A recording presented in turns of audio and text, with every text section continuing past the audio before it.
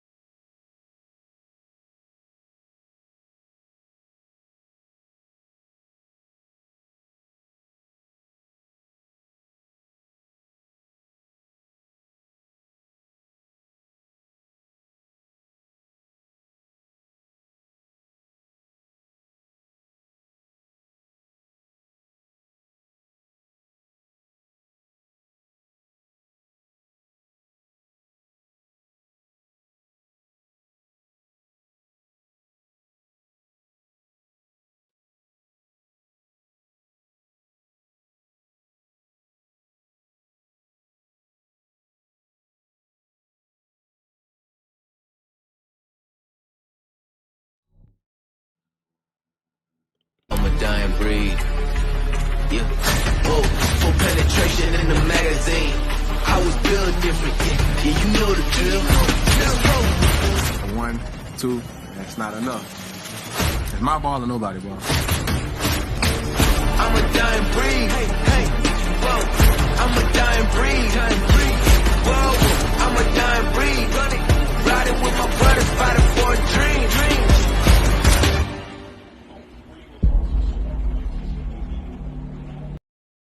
What is up? What is up? Welcome to another episode of Bird Gang Nation Sports Talk. I'm your host, Bird Gang 31. In today's nation, we got a very special show again today. We got BG in the bird's nest with my friends. You know, we got D King, DMV say he's gonna come chop it up with me. It's gonna be an awesome day, man. Make sure you guys hit that like on the way in and subscribe to everybody that we're gonna have on the show tonight. But let's introduce the first one. It's Mr. King DV. You know, co-host with JC Eagles Talk on the Showdown, right? Yeah. Go ahead and let everybody know about you, where you're from, where they can find you at, and all that good stuff, man. I'm from here, YouTube at King DV Sports, all one word. You can follow me, subscribe, share the content, help your boy out, man. I'm trying to, get monetized. So, help your boy out. I am one half of the Showdown podcast. Shout out to my bro JC Sports Talk. Also, I do talk Sixers, and not just Eagles, but Sixers also. And I do talk NBA, NFL. So, just come through if you want to hear good conversation, just get good content, from someone else besides BG. But, thanks BG for having me. And, I'm just ready to rock. Yeah, man. We are an Eagles family over here. Anytime we can help each other grow, we all come with different perspectives. We all come with different takes, but we all love the Philadelphia Eagles at the end of the day. So that is another reason why you should watch everybody. Everybody should get the love. There's enough time in the day to watch a little bit of everybody. So, yeah, like I said, we got some great guests. We got Dab Wit coming on later on today. We got Real Talk coming back because those boys and ladies are funny. And then we also got Haley Taylor coming up at the top of the hour. So let's get into it, man. The Eagles just came off a big win. Now we are definitely sitting top of the mountain at 7-0, baby. 7-0. Jalen Hurts and these Eagles are 7-0, man. Man, tell me, how'd you like the game? I loved it, man. But I wasn't satisfied. But I did love the fact that we won in convincing fashion. You know, on a team that we were supposed to beat. We didn't allow them to come back in the second half. We did score in the second half.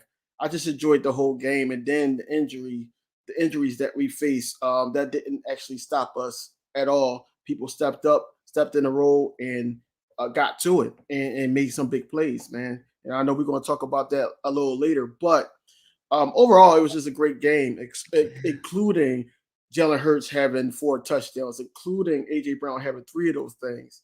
Zach Pascal came out the woodworks, you know, and did his thing. So and I just like how he incorporated everybody. And then Miles got over 500 yards of the season, got another touchdown. You know, those things matter, especially against a team like the Steelers that's basically rebuilding at this point, man, on the trades that they made today.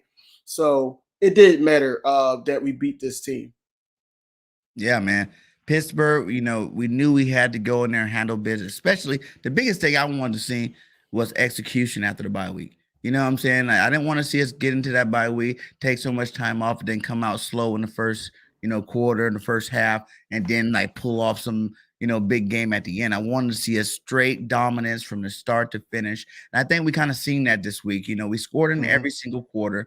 The Eagles did what they had to do. And even late, when you were like, okay, defense, what are you doing? You know what I'm saying? They scored a point. Boom. The defense come up with 2 big turnovers, to make sure that we ice this game away. So how do you feel about this team this year? Like, do you think, because I put in a poll question, 17-0 until proven otherwise. That's what I'm talking about over here. And I fully believe that. I put it in the air early, baby. I put it in the air early. 17-0 is what this team is looking like. The only persons that I think that can beat us is ourselves. And, how do you feel about it, from the beginning of the season to now at week 8 weeks in? BG, this is not my first go around with you. And, I know we bumped heads before when you said 17-0, 17-0, and you were the only one saying it that I know of. But I'm rocking with it. Rocking with it now. 17-0 until proven otherwise, man. Like you said, ain't nobody can beat us but ourselves. And that's including not just the players, but the coaches as well. We got to hold everybody accountable. Everybody got to play their role in this. So 17-0 until proven otherwise. And then when we get to the playoffs, then we see what we can get from there. But for now, I'm rocking with the 17-0 right now, man. I'm excited. You're rocking with the 17-0, but can we go with Joseph and go 20-0 until proven otherwise, baby? Are we there yet? Because I'm there, baby. 20-0. What team is complete like the Eagles? What team got layers on top of layers of talented players and that can rock with you for 4 quarters, man? I'm down with Joseph. I'm going to change it to 20-0 until proven otherwise for this year. The only team that really makes me nervous, I ain't going to say scared, but nervous a little bit, is the San Francisco 49ers if they put that thing together, right? Especially if JG basically – Jimmy Garoppolo basically just start playing like he played when they went to the Super Bowl with healthy Christian McCaffrey. Kittle's still there. They got a decent defense. They don't slouch. So that's the only team really that really scares me. Cowboys don't really scare me. So yeah, I mean, it could happen 20-0, but then we got to see one of those boys out AFC with the Chiefs or the Bills. So, you don't know. It's up in the air from that point. I feel like the AFC, they could just beat each other up over there. You know what I'm saying? They're beating up on each other. And I know people I heard a lot of people talk about, are we going to get enough experience against good teams?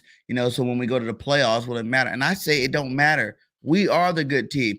Every year we're looking up at teams. We're like, oh yeah, if we played them in the playoffs, I'm sure our team can beat that team. You know what I'm saying? I'm sure they can, knowing in our head that they're a better team. This isn't a whole new year. We are the best team in the NFL. We are the only undefeated team in the NFL. We've already beaten the Cowboys, who are the top 5 team in the NFL right now. We've already beaten Minnesota, who's number 2. We've beaten these teams already. So in terms of litmus test. We've already won. We already passed. We are the team that they have to wonder, can they beat the Eagles, especially if we get home field advantage going through the playoffs. You know what I'm saying? So I'm at a point where it's like, this team has done it all, and they just got to stay consistent. And the best part about it, they're still hungry. You know what I'm saying? They're still hungry. They're still out there saying we haven't played a complete game. They're still out there saying that they could have did better. AJ had 4 touchdowns, 3 touchdowns. He's like, man, I should have had 4. You know what I'm saying? I should have had 5. They're not satisfied with what they got. They're still hungry dogs out there. And I think that we definitely, the sky's the limit for this team. The sky's the limit for this team for sure. Yeah, it is. It is a limit. But I just want to talk about, people are talking about the schedule and everything, saying that we haven't really played anyone, things like that. It's any given Sunday. These are professional football players at the end of the day. I don't care if we played the Jets. I don't care if we played the Falcons. I don't care if we played the last team on the total poll. We're sitting up here winning games. Winning 7 games is hard in the NFL street, So that's just like one of those things where it's just pure hate at this point when it comes to the Eagles. I've seen it on national media. They were talking about the Bills beating the Green Bay Packers. They talked about the Cowboys getting the win. They talking about the Vikings. They talking about every team but the Eagles. When it gets to the Eagles, yeah, they undefeated, but how good they really are, because I wanted them to be challenged and things like that. The fact that we're winning in multiple different ways scares people, to the point where when we do play somebody that's challenging us, just like they said about the Vikings, oh, y'all going to lose against the Vikings. We demolished them. They said the same thing about the Cardinals. We came back and won them on that drive. Cowboys, they said, oh, wait till they see the Cowboys. Jerry Jones piped them up and everything like that. Look what happened. Then the Steelers, oh, no sleep on the Steelers, because it was supposed to be one of those games where as though it really didn't really matter to us if we won or lost, because, we was coming off the bye. Steelers was going into the bye, and we still handled business. And then we was still, after the game, on the bikes getting ready for Thursday. So, this team is different, and this is the mentality of Jalen Hurts. That's why I got this hat on. It's the mentality of Jalen Hurts. I had my Hurts hat on. It's the mentality of AJ Brown. It's a mentality of Nick Sirianni. Everybody's putting all efforts together on it. And then when the vets believe in the young leader, sky's the limit for this team, honestly, man. Like, I don't really see too much of a flaw. The only flaw I see is questionable JG calls. But besides that, Jonathan Gannon calls. But besides that, I don't really see too many flaws in this team besides JG, and I say special teams. Yeah, special team definitely got to get improved, man. I'm tired of seeing Kobe out there. I don't care who you put back there. Like, I'm cool with, Devontae maybe receiving some punts or something like that if we need him in a game, the Deshaun Jackson type role. But we need to try someone else. Devin Allen, try Quez again, try Boston, try Gainwell, try somebody else back there. The guy's not exciting at all. Like I told in my last podcast, I wish we need to go call Pittsburgh up and go get Sims. The way he was returning on it, at least he looked like he got some juice. Like, if you blocked for him, he could probably take it back to the house if you blocked it up right for him. So I definitely believe that we do need to do something about that return game. And then with JG, man, I feel like, this is, the fruits of the labor of what we seen last year. Last year he kind of did the same thing, you know what I'm saying? But we are losing games from it, This year, he has the talent to kind of do the same things. And as you see, when the game got serious, these talented players know how to go make a play. You know what I'm saying? Like, they will go make the play. Like, last year, these plays weren't being made. We weren't getting these turnovers at the end of the game to close out games. We weren't getting fumbles and sacks and all this stuff at the end of the game to close out games in the same style defense. But we have playmakers now. We got players that know how to get to the football and get to it in a very quick way. And they're taking the ball away at the end of these games left and right, So I think it's not so much of really is JG going to call a bad game, because I seen him. He came with some different fronts this week. You know what I'm saying? They had a front with Hargrave, Fletch, and Jordan Davis on one side with, Reddick and freaking Josh Sweat standing up on the other side. You know what I'm saying? Like, a lot of new fronts, a lot of new line stunts that came with. When they did that play, I see Reddick came straight through on a loop, and he destroyed Pickett. You know what I'm saying? He destroyed. I wish it was a fumble, so we could have took it to the house for a Yeah. touchdown or something. But I was like, man, Pickett's not gonna like that. And after that hit, I don't think he's gonna play good the rest of this game, man, for real. But he did all right for what he did. But I'm just saying, like, this defense is developing. These coaches did take the time out in that offseason to make sure that we came with a few new wrinkles this game, I think. Yeah, we did, but overall, it was just like a good performance, and I think it started out with the play of Jalen Hurts and to AJ Brown, and then also trying to get Devontae Smith and Metcalf basically put into the game plan along with Dallas Goedert. And the only thing I didn't like, honestly, to be honest with you, and I know why they were doing it, because the secondary, besides Mika Fitzpatrick, their secondary is weak and against our receivers. So I understand why they were always in shotgun, but I didn't like always in shotgun. I wanted them to kind of mix it up a little bit, but it worked out in our favor, man. I can't ask for more. On the defensive side, though, I did want to see some more takeaways, man. One of those takeaways came at garbage time, but it count. It still count. Mm-hmm. CD Deuce got his fourth. And he only been with the team not even all year, half of the games. He's balling. And he balling, right? So that's what I'm saying. That it's just one of those things where talent is helping these coaches coach. And last year, like you said, not to cut you off, but last year you said that we had Singleton. Singleton was our leading tackle, mm-hmm. and it almost seemed like he wasn't tackling anyone. Mm-hmm. But what do you think about the third quarter missed tackles? That's what I'll call it. Like, I hate that. I feel like this team, they're just out there flying around. When you got, missiles locked on like they are in these last couple of games for sure. You know what I'm saying? You're gonna have some missed tackles. Do you want to see them? No, of course not. But are these players making plays after they miss a tackle? And I think that's the difference. We're starting to see some players. If they miss a tackle, you see them beating their head like, whoa, I missed that. Let me go out and make another play. Like I said, everybody on this roster is hungry. You know what I'm saying? There's too many star players. You can get contempt when you're a star player on a team, right? And there's not very many other star players around. Right. They know you're the top dog. So, like, you can have games off. You seen Fletch do it for a couple of years there, where he already knew he was the best. They ain't going to fire him. They ain't going to do nothing to his pay. You know what I'm saying? They're not doing nothing to Fletcher cause he's still going to be an Eagle, right?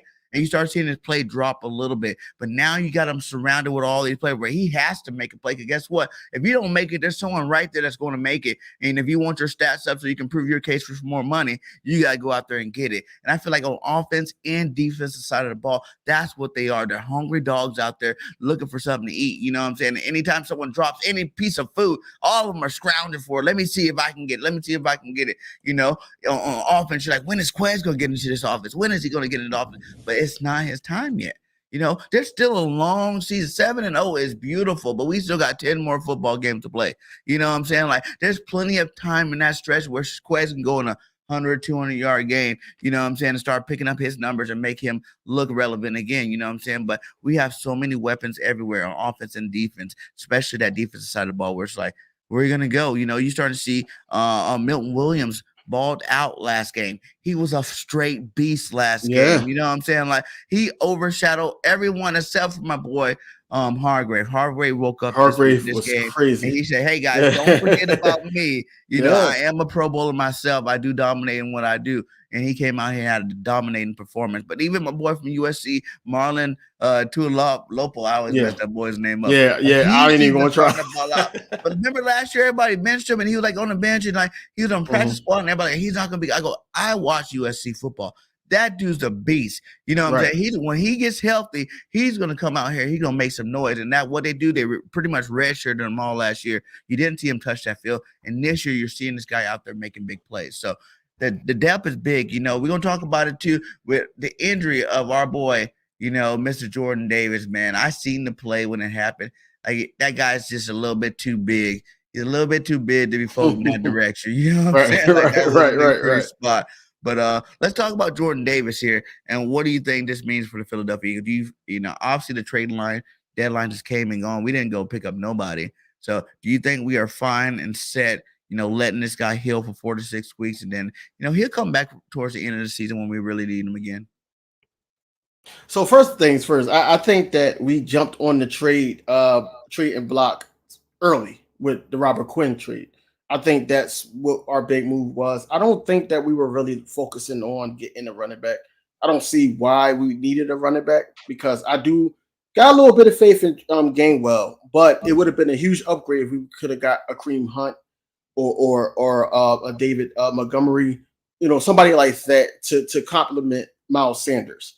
But to Jordan Davis, that's a big hit, man, because one of our weaknesses, and you've seen it against the Lions, you've seen it against the Cowboys in the third quarter. That's when they rounded their comeback. The running game. Jordan Davis was a big part of that, But Jonathan Gannon got on the mic today and said, "Hey, I feel good about the guys that can fill in for at least a month, to accommodate what Jordan Davis brought, but nobody's Jordan Davis. Jordan Davis sit up there and be blocked, double teamed, and then reach his arm out and stop the running back. Like, he's a beast. So it's a hurt piece, but the upcoming game, especially this Thursday, I'm not really too concerned about it. Then we got the mini bye too.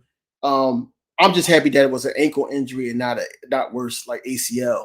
I was pissed when he went to the tent and they said, "Yo, break out the cart." I said, "Oh, yeah." I was like, "No, that is bad. That's bad." But overall, man, I think we'll be okay. Especially with the upcoming games that we have, and then Carson Wentz got to come back to the link on Monday night. So I think we'll be okay for the next 2 weeks. I'm going to that game too. I'm be there. Carson. You going to the game? No, not that game. Not that game. Man. I'm trying to go to the Packers one though. Yeah, I ain't been in the Eagles home game ever, and I'm about to do it. You know what I'm saying? I just made up my mind. We go, sometimes you get in that mode like, listen, I'm not going to sit here and wait no more. I'm just going to go. Forget what's going on at work. Let's forget it. I need these days off, and I am gone. And I decided, I really was hoping Carson was coming back to the link that game. But, Carson's probably not playing another snap for nobody anymore. So, at least starting wise. So, it's going to be good just to see the divisional rival game anyway. We know we're going to do some live streaming and some podcasting. I just got a text from Haley, and she said that she is very sorry, but she will not be making it today. She was sick. She was fighting it. We're talking throughout the day. She said she's going to try to get on here tonight. And, she went to that game and got a little crazy, the baseball game. Phillies, go Phillies. You know what I'm saying? Got a little crazy out there. Everybody's under the weather. But, hey, shout out to you, Haley. Thanks. We definitely get you back on the show as soon as possible, man. So let's talk about this. Let's see here. What we're going to talk about here? Let me see. Where'd it go? I want to talk about this one. It's the first quarterback in a 90-year history of the NFL. 90-year history. Our quarterback, your guy that's on that hat, Jalen freaking Hurts. 10 consecutive wins, 10 consecutive starts. Yeah. How do you feel about that, man? Are you on? I see the hat, but are you 1,000% Hurts? Are you on board with me? Remember in the offseason when I was saying Hurts MVP this year, everybody goes, he's going to be better, but don't go that far, BG. He's going to be better, but don't go that far. And I was telling people, this dude's going to be an MVP this year. And now people are starting to realize that. Because, so you're a very optimistic Eagles fan, but a lot of people were worried because they were talking about his throwing arm and throwing motions and everything. And me and JC, we did go to the open practice. And a lot of people there was very pissed off, besides the one pass to AJ Brown that went deep, and AJ Brown went and got it.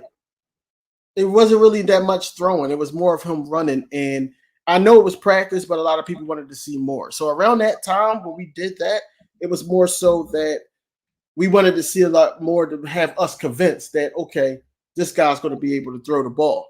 Now, throughout every single game of this year so far, he's gotten better with making decisions, making his reads, changing up plays. You've seen that against the Steelers recently.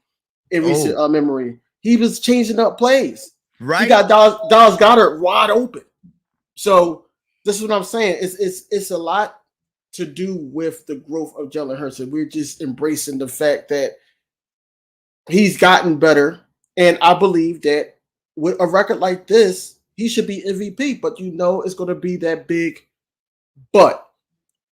Yes, he's playing great, but look who he played against.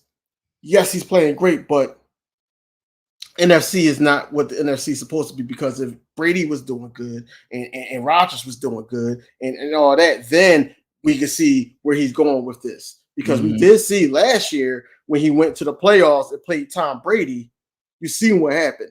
But I think he learned a lot. I think he's a student of the game. He's always focused. AJ Brown came out and basically said that, hey, Jalen Hurts is always serious. Like, I'll be telling him to lighten up. Like, yo, you just had a 4-touchdown day. Lighten up. He said, nah, I could have did a lot more. His mindset is on Mamba mode, to the point where it's like, yo, I'm trying to shut up all the haters. I'm trying to lead this team to the promised land, and I'm trying to shut up all the doubters, especially since he was in college. They've been doubting him. So now I already know he's going to go home to Houston, Texas, and show off, because he's in front of his home crowd.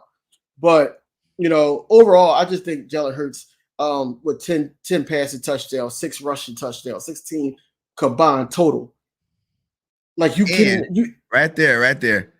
The highest passer rating through 8 weeks. Right. Like, right. what other grade do you need to let everybody know that this is the best quarterback in the league? I know Josh Allen's a beast. You know what I'm saying? Tua's doing this thing over there in Miami. You know what I'm saying? Aaron Rodgers struggling, Tom Brady struggling. You don't really got too many other big namers out there that's doing big things this year. But Jalen Hurts, it's time to put the respect on the man's name. Through 8 weeks, he's the number 1 rated passer in the NFL. You guys doubt his call. Oh, he's just a running back that can throw the football. Oh, that's all he is a running back. That he can make some plays sometimes. He's a playmaker. No, he is a quarterback, guys. Quarterback. He had the highest Eagle, passer rating in that Pittsburgh game ever. And we crowned a lot of quarterbacks. We crowned McNabb. We crowned Carson Wentz. We crowned Vic when he was with us. And he was subpar Vic. Second stint Vic. He was number 1 Vic. Right. But we're so scared as Eagle fans to go out there and crown this man. And I'm crowning him, goddammit. He's the best quarterback we've had, ever. And he's only 24 years old. 24 years old. That means he got that much more career to do. He got that many more records to break. And he's on a record-breaking pace right now on breaking records for us. You know what I'm saying? Like Jaws was talking about, he ain't never had a quarterback rating that high, ever. Okay. He's one of the Eagles' greats. They look at this dude doing things I ain't never did as an Eagle quarterback. And he's only in his second year starting, man. Jalen Hurts is the mofo true. He is. But what you meant to say was that he can be the best Eagles quarterback ever, because it's all about longevity. He has to take us to the promised land, at least the NFC Championship a couple of times, like McNabb did. He has to at least, have that balling out MVP season like he is having now, like Carson Wentz did before the injury. He has to have those things. He's always going to get compared to Carson Wentz. But as of right now, as we speak, I think that he's better than Carson Wentz already. I think that he has to beat McNabb. He has to beat that with the wins. Not talk about statistics. I'm just talking about the wins. With his leadership, he's surpassed every Eagle quarterback. I'm going to be truthful with you. But at a young age, and it's only going to get better once we re-sign him, because he's getting re-signed. Oh, yeah. Once he gets his bag, then, he's going to lead the Eagles to more wins, more playoff appearances, and hopefully another ring, 2 rings, or 3. But first things first, it's the growth that we got to really cherish of Carson Wentz from last season to now. They tried to make him to like the Saints quarterback. What's his name? The running quarterback. They tried to make him into that. Oh, no. You're talking about I forgot his name. What the boy name is? He ain't even relevant, so I ain't worried about him. Right. But they try to make him that when Carson Wentz was here. About. And then they put him in the fire, and he led us to a playoff appearance when we were 2-5. Now we're 7-0. Now haters got more stuff to say about him, saying, "Oh, he only got to throw to AJ Brown. You only got that. Like Devontae Smith is not over there toe tapping on the sideline, or like Dallas Goedert is not running behind blitz, and Taysom catching Hill. the ball.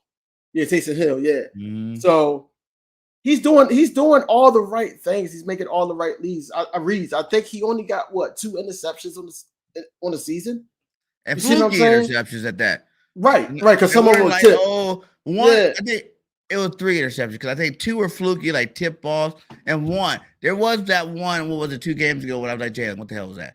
You know, and he threw straight. I think it was a Cowboys game or the game before that where he threw it straight. He knew it too. He went off the side like, hey, I knew that was my bad. But no one's perfect. So it's like for that to be, you know, the fewest turnovers, you know, Jalen, everybody thought Jalen was going to be the turnover machine for some reason. It's like he runs the football. He's going to be fumbling the ball all the time. He's going to be throwing picks. He's not that accurate. Jalen don't do that. That's not his game. Ain't never been his game throughout the history of Jalen Hurts playing football. You know what I'm saying? Like, he don't do stuff like that. This dude's a leader. He's going to take care of your football, and he's going to run when he needs to, and he's going to pass when he can't, you know, when it's open. So, and that's exactly what he's showing us. And I knew, you know, second year in the system, I feel like they kept talking about him being at the Peyton Manning camp. But like you said, man, I watched him too. He was changing the plays at the line of scrimmage like Peyton Manning. Straight up. That's what I got. I got Peyton Manning advisor. For me, Peyton Manning's the greatest quarterback of all time. I love Joe. I love Tom.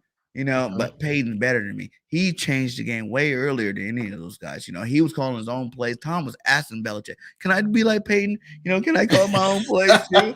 You know, can I call my own plays? I know I got the rings, but can I call my own plays too? And they're like, hey, you know, Belichick like, not this year, Tom. Maybe next year I'll let you do it. And then after that, he kind of started calling his own plays too. But Peyton Manning's the GOAT. You know, every year, 4,000 yards passing, putting it down the tube. You know what I'm saying? Like, even his first year, rookie, 4,000 yards. Yes, he had 16 interceptions, but he had 16 touchdowns. You know what I'm saying? Like, and I look at Jalen Hurts, I'm like, yes, he's not doing, there's like things you got to compromise for. Like, I feel like people are like, well, he hasn't done this part yet. But then you look at the parts that he has done. It's like, okay, those parts outweigh what you're talking about here. You know what I'm saying? Like, he got 16 total touchdowns right now. You know what I'm saying? Like, your quarterback got, you know, 10, 12 touchdowns, you know what I'm saying, passing because he can't run the ball. You know, he can get away from, you know, defenders when they're, you know, got that pass rush strong going on. And that actually makes it better for the Eagles and their offense, the way they operate, as opposed to if your quarterback sitting back there, Tom Brady sitting back there, and they come in full blitz, he getting hit. You know what I'm saying? Like, he might get the ball out early, but if those receivers are blocked for those 2 seconds, which we got the cornerbacks to do it, he's getting blown up. You know what I'm saying? So I feel like no team, no other, you know, team got what we have as a quarterback. And I think the league and I think fans are scared to really admit that we have something special. When they seen that, what they seen in Mahomes, yes, Mahomes does awesome trick plays. You know what I'm saying? Like, I'd be like, how the hell, you know, what did he just do? You know, and I give Mahomes mad love and mad respect. You know what I'm saying? I don't think he deserves $500 million. You know, but at the end of the day, it is what it is, and they paid the man. So good job for you. You know what I'm saying? I ain't mad at nobody's chips. But Jalen's one of them type cats. You know what I'm saying? Where you can't compare him to no quarterback in this league. Not one. I don't see him looking like none of them. So national media is trying to compare him to Lamar Jackson. No, they're trying to compare it right as of right now because of what they both could do now. Lamar Jackson, he does have 12 passing touchdowns. So they're impressed by that because he's also a running quarterback. But as a running quarterback, he did go and win MVP. You see what I'm saying? So, but, you know, some of those games that that Jalen Hurts was a part of, this like, let's say the Lions game. Let's say the Cardinals game. Let's say Cowboys game. You got Jacksonville Jaguars. It shouldn't have been that close. I think third quarter, but we don't win those games without him. We don't. Yeah, we had sacks, we had some turnovers and things like that, but without Jalen Hurts, we do not win those games. Right. We don't. You know, it was a time it was Jacksonville. They went up 14-0. Doug Peterson high-fiving and everything like that. Jalen Hurts sit up there and said, look, I'm taking my team down the field with my legs. I'm going to score this touchdown. Everybody start hopping on board. As soon as they start hopping on board, game was over. Game was over. Doug Yeah. Peterson face went like, man, Trevor Lawrence didn't know what to do. Defense stepped up because they seen their leader step up. Oh, wait, he on this type time. We got to get on that type time with my boy. And this is why Jalen Hurts, every time he goes to the podium saying, everybody has each other's back. Mhm. This is the type of team that I wanted to be a part of. This is why he's saying stuff like that, because once he does something or once somebody else like the defense does something, oh, I got to do this. You see him going to Jonathan Gannon, saying, hey, how would you stop me? How would you stop me so I can see what you see to see if other defensive coordinators or coaches think like that? Mhm. And if they do, the game comes easy to him. The game slowed down for Jalen Hurts because all the pieces around him, and then we only added AJ Brown. And That's the crazy thing. Let's just say Zach Pascal because he got the one touchdown, but AJ Brown, and he Quest had opens 7 up everything. last year. So yeah, we can stick with just AJ Brown because Quest did his thing last year in that third receiver role. And I'm not giving no shade to Zach Pascal or Quez Watkins in this, but I'm just saying, like, it don't even matter no more. When you move Devontae Smith, who was the best receiver rookie we ever had at this, on this football team, and you move him to number 2 right off the bump, you know you're the man. You know you're the man. So it's crazy, man. Let's even take a look. I didn't want to dive into this yet, but let's look at the schedule, man. We got Houston Texans, Commanders with Heineke this time. Heineke's a fighter. He's a fighter over there. I'm gonna give him that. I didn't know why they were even traded for Carson in the first place. It should have just started Heineke in the beginning. Yeah, they should have. The Colts, Green Bay, who's not looking very good this year. Tennessee, who's looking a little bit better. But Tennessee fans, before you guys get all excited, I want you guys to look at this one stat. What do I have it in here? Let me see. Look at this. AJ Brown with 659 yards, and your whole receiving core got 658. The whole core versus one man. You know what I'm saying? Like, but mind you, though, not to cut you off. Go ahead. AJ Brown got 5 touchdowns to they 1 though. The whole core though only has 1 touchdown. That's crazy. They only got 1 receiving touchdown. Because everything else was just running. Wow, our boy AJ Brown having career highs. This is second career high this year, right? What was that? Yeah. He lit it up. That was what game was that? I think that was the Lions. The Lions, yeah. And then he come back and break that. Boom. 3 touchdowns. I told everybody going into it, man, you guys don't want to put AJ Brown. Like, AJ's already been a Pro Bowler, right? And, he's already put up 1,000-yard season. Like, this guy is on the most running team ever. Like, the Eagles run the football. But AJ Brown was behind King Henry, okay? And I'm sorry that man is still, and I don't care what anybody say. I know Chubbs is the beast. I know Jonathan Taylor the beast, but Derrick Henry's that dude.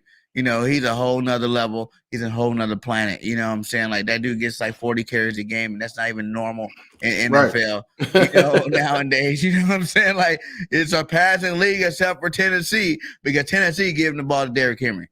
And for him to be that high in stats, for him to be that high, where I think they said the next closest receiver behind him, he was like at not behind him, but ahead of him in terms of like receptions, targets. He was like 90 targets less, 100 targets less than those receivers in that branch where you look at his passing touchdowns and the passing yards. He was like 90 targets, 90 receptions less than those guys. And that's a huge jump at receiver to be still with the same numbers. And I knew once he came over here that those numbers going to change big time. You know what I'm saying? They're going to change big time because we definitely got a lot of we like to pass the football over here in Philadelphia. Whether we want to pass it that much or not, we do it. And AJ's numbers, you're starting to really see that he is one of the best, if not the best receiver in the NFL right now. Because I'm starting to argue that, how I argue with Hurts being number 1. I'm like, AJ number 1 too. Like, how can you go one without the other? If Hurts is your best quarterback, AJ's your best receiver. You know what I'm saying? He putting up numbers this year. How do you feel about that? And where do you rank her AJ in the whole rankings there? First things first, man. Like, AJ Brown got drug tested after the game. Oh yeah, that's hilarious. That's messed up. I wanted to use a different word, but that was messed up. Like, what do you I say? was sitting there. It was just hilarious, man. He said, I would have a drug test this morning, huh? LOL. Roger, just not random, right? That's messed up. Oh, the you fact had a 3 touchdown game. You must have been on juice that day. I think the last person that had a touchdown day like that was T.O. I believe that's who it was. I think they showed the stats. But AJ Brown, man, I already know the tone that we were getting. I didn't think the trade was going to happen to JC. Yelled when we was looking at the draft. I was like, yo, we got AJ Brown. I'm like, no, we didn't. And it actually happened. And I was like, yo, we gonna be crazy on the edge because of Devontae Smith. Because I was like, AJ Brown's gonna open everything up. But the fact that AJ Brown is hard to tackle and AJ Brown can catch over people, right? And he's looking like a little mini Megatron, and he's basically making Jalen Hurts look even better. It's just like, yo, we got over on the offseason. We really did with AJ Brown. Now, where I got AJ Brown ranked, man, like a lot, I've seen the top 5 receiving thing. I think Cooper, they had Cooper Kupp over him. They had Justin Jefferson over him, even though he's not having a type of season that Justin Jefferson normally has. Because Vikings is finding different outlets to win. They just got the Lions tight end. So who else they had? They had a couple people over him. Cheetah. They had Waddle. Cheetah's the best in the league this year.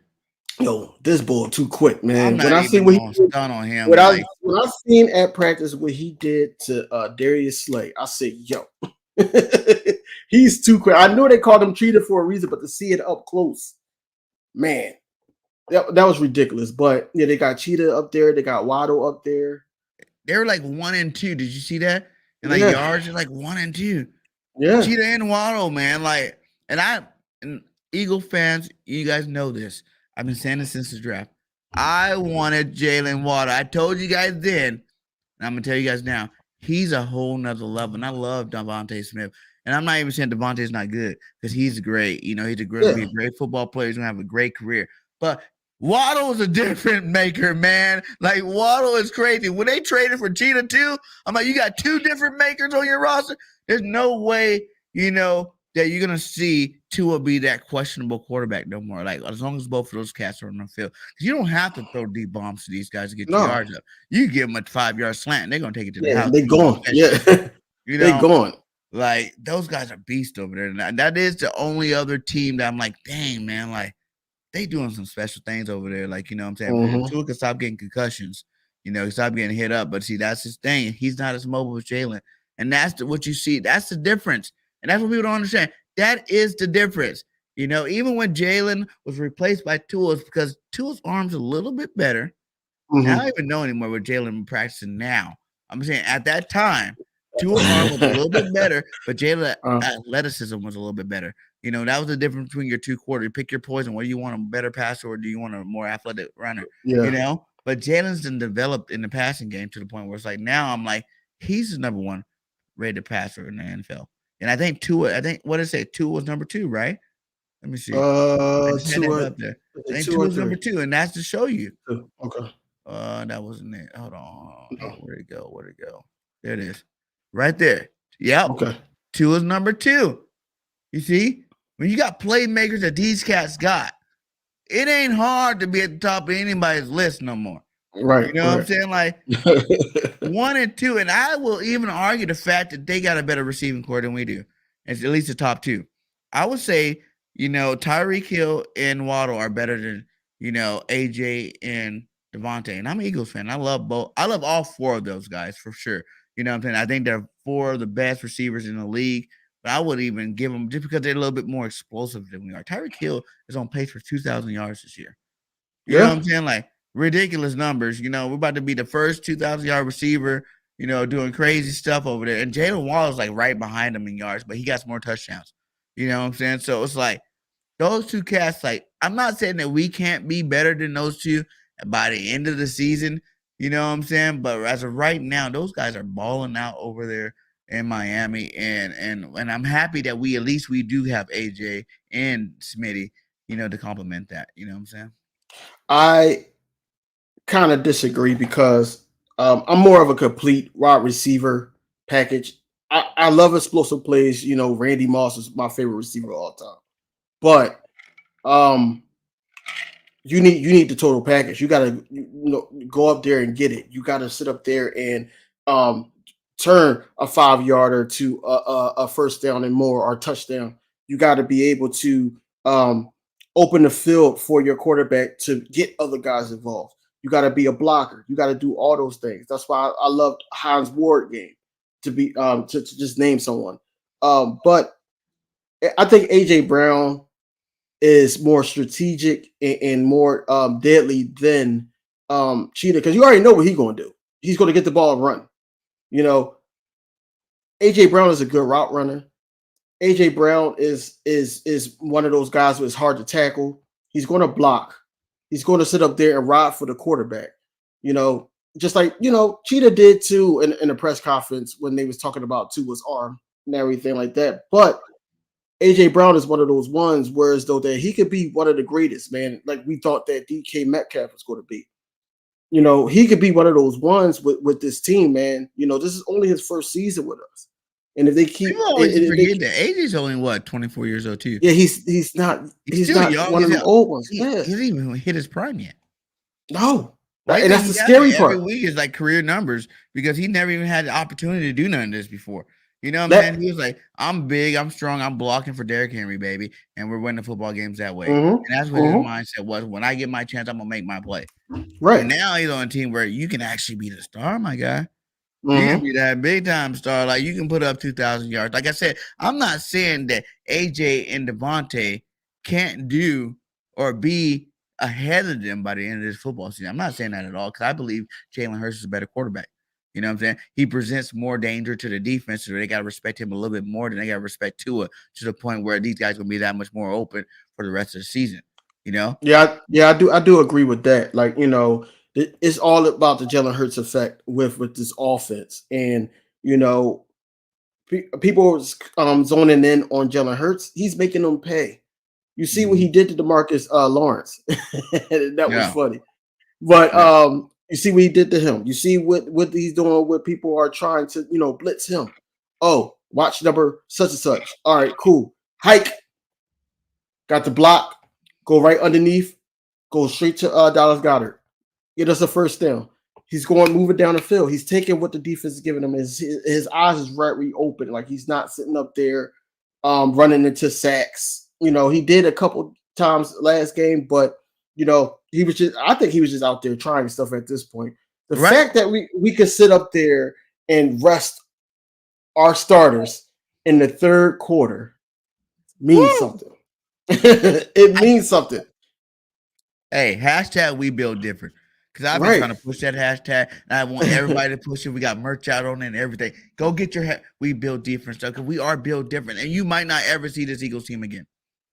The way it is now, constructed now, this is a once in a generation, lifetime type situation that we're watching. We might see the greatest football team ever. I'm tired of the greatest Eagles team. I'm talking about the greatest football team ever go through here. Because you look at those undefeated teams, they struggle a little bit harder than we have. We're not struggling. And even in our struggle games, we still win with, double digits or whatnot. You know what I'm saying? Like, we're still doing it at a high level that other teams weren't doing it at. And if you, like you said, we don't control the schedule. But if you look at the rest of that schedule, it don't look like it's going to get any harder moving forward. No. I mean, the only game I'm really concerned about, just like you brought up, Derrick Henry. I'm hoping that Jordan Davis is good. I'm hoping that he's good. Because if he's not, then we're going to have a handful, because right now I think we're in the middle of the pack of the NFL in run defense.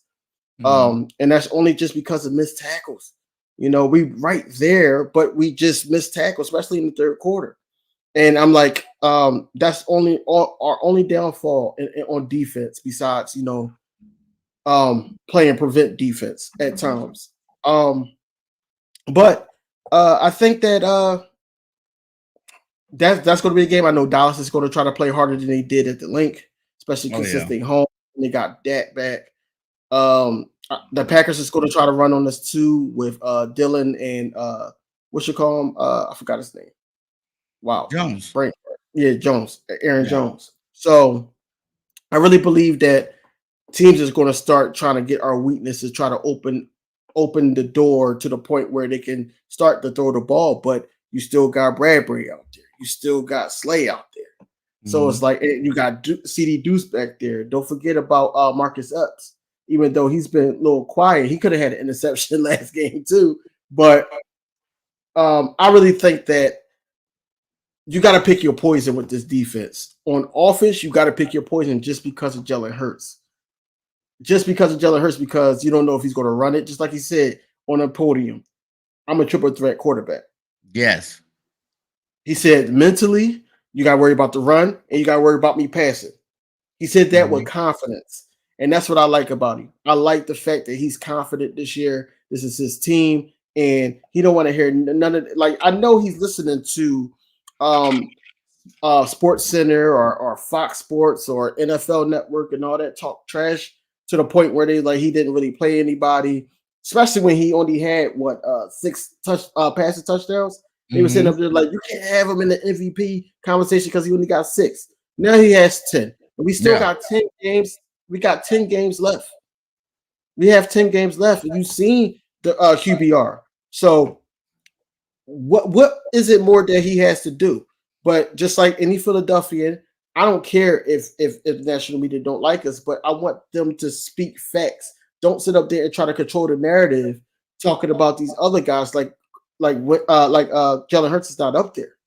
If Hurts is not up there, then why are you putting certain quarterbacks up there like Lamar Jackson, whereas though he lost some critical games? He did. I don't think that didn't he lose more than one time? Yeah. Like that's what really bothers me. Like you keep trying to throw teams and people up that lost 3 and 4 games. Oh, right. Even the Niners, how many games they lost? Yeah. They're like 2, 3 losses, right? Yeah. And you still like, oh, well, I think now the Eagles can match up well against the 49ers if they had to play them. Get the hell out of here with that. Right. Who can match up with us? Right. We that team. They be like, oh, the Eagles, the only team that can either stop Patrick Mahomes and them, or they can stop the Bills. Bills just got Naheem Hines. What you call it? They just got him from the Colts. So they needed a running back though. But what I'm saying is that it's always politics as usual, to the point where the Eagles is always underlooked, to the point where they not addressing the elephant in the room. Is they're 7-0. Who's going to be the first team to try to take that on? Because they know they got a target on their back. That's what I'm saying. It's more, as much as we got a big target on our back, to the point where we're holding on to that. We going into the Texans. Now, I know a lot of people saying I'm not worried about the Texans, just like myself, but Texas ain't got nothing to lose. What do they got to lose? Players? No. Brandon Cooks is already going off the team. Like, he don't care about the team because they didn't trade him by the trade deadline. But they don't have nothing to lose. Anything can happen. It's like I said, it's any given Sunday. Not to say that we're going to lose, but players can get hurt. Things can happen to the point where our season looks like, okay, well, we got to get people back healthy. Like I said, the Texans are going to play us hard. We got to be ready. But I already know we're going to go 8-0. So I ain't even worried about that. On to the mini bye. We're going to have 10 days off until that Monday when we play the Commanders, the Toy Soldiers. Question is, honestly, I don't believe the Bills can beat the Chiefs when it matters in the playoffs. And that's another thing, man. Like, I don't know, man. I just feel like this team is that much different. We're top 5 offense and defense, You're looking at all these other teams. Like, the Bills are a good football team. Don't get me wrong. The Bills are too, I think. Top 5. Naheem Hines, okay, whatever. You got to run. But they had some running backs over there. I don't even think they run the ball. Josh Allen's their best running back. right now. He's the one running the ball. Whenever I see any big run plays happen, it's him running the football. And I respect that about Josh's game. Like, he can throw the football, he can run the football. In terms of like number wise, in terms of like attempts for rushing and whatnot, him and Jalen are pretty close in those aspects. They're both one of them dual threat type quarterbacks. But man, I think they just give him more hype than Jalen's. Like, it has to stop. It has to. You have to give us our respect. I think teams are so used to us being the underdog, coming in, earning our respect throughout the season, that the first year ever, and I've been an Eagles fan for a long time, the first year ever where the Eagles are the paper champs in the offseason. In the offseason, not during the season, not making trades, in the offseason. They don't know what to do with it. You know what I'm saying? No. Like, whoa. Now even Eagle fans don't really know what to do with it. They're like, whoa. Well, I don't want to get too hyped because I feel like I should be super hyped right now, but I can't get too hyped because I know my team, But I'm like, whoa, do you not see what they've done? They've done the same thing Tampa Bay did. They did the same thing that the Rams did. They hooked up the team. They upgraded to the maximum potential, and now they're going with a football team. And whenever a team's that much better than anybody else, it's like, I don't care about the Buffalo Bills. I don't care about the Kansas City Chiefs. I don't care about nobody. Can they beat us? It's a question. That's where I'm at with it. Can they beat us? Now, last year, could you say that? Yes, it's us. Can we beat them? And the year before that, can we beat them? But this is a whole new year. We have different rules. We have different freaking, we come with a different game plan. We're different in general. I wanted to even ask you, like, we got PROBOWLERs all over the place. Remember that year? I think it was the last time we won. 7-0 was the 2004 season. And that 2004 season, I think we had 11, 12 PROBOWLERs that year.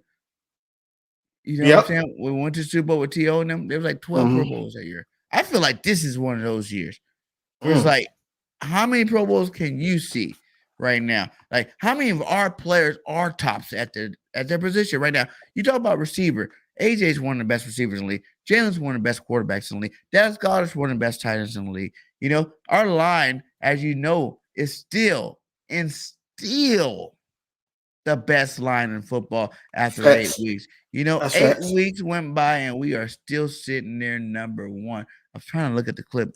There it is right there. Boom. Number one. Cleveland 2, Baltimore 3, and Green Bay 4. You know what I'm saying? We're still ranked number one there, which matters the most out of anything, because without a good line, you ain't really doing too much of anything. But, like, cornerbacks, number 1 and 2 right there. Slay and Bradbury doing their damn thing this year. Bradbury had a couple of penalties, but he's so good that you didn't even care about those penalties.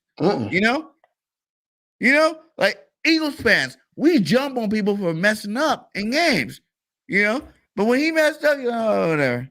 Can he come back? No touchdown, shutting down. He's actually having a better shutdown season than Slay. You know what I'm saying? In terms of shutting them down. Because you got to pick your poison. And Slay, Slay is one of those ones that can shut down the whole side of the field. So they're going to try to pick on Bradbury just by watching tape of him last season when he's with the Giants, when CD Lamb burnt him for a couple touchdowns or whatever.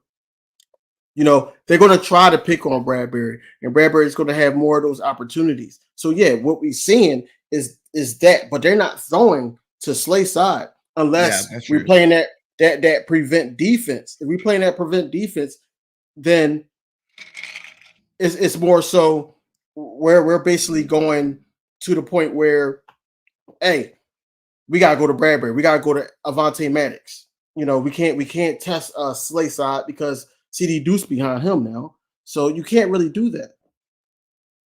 No, he's doing good. And then Gardner-Johnson, man, like, did you know that that's what it was going to be about when we brought him over to the squad? Did you knew that he was that good? Because I knew he was good.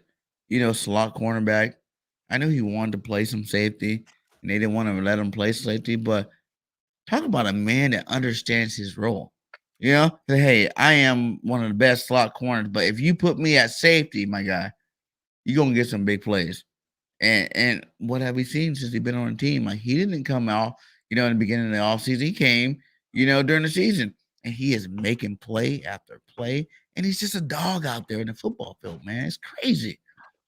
When that dude came back from injury and caught an interception with one hand, basically, he basically caught it with one hand. He used one hand to got it. He basically caught that interception to ice the game. He had two of those things, and that's what AJ Brown was saying. Two of those things, CD.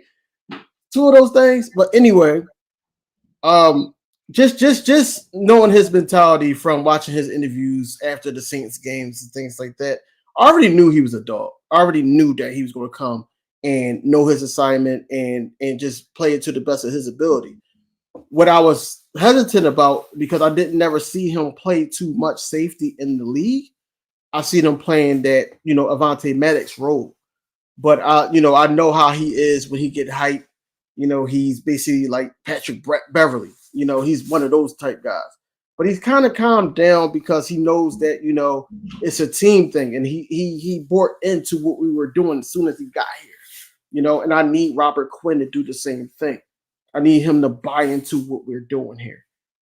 We already lost Derek Barnett, so you're going to get those snaps, but we got to get you immaculated into the defense scheme to the point where, everything is fluid. But back to CD Deuce, I think that it comes easy for him because of like the Darius Slay, him being one of those captains that's doing the play calling, making sure Marcus Epps is in his right spots. And, James Bradbury in his own world, but CD Deuce his job is pretty much easy to basically just cover. He had last game he had a sack. Yeah, he did. So, he's one of those ones that not scared to blitz, not scared to cover.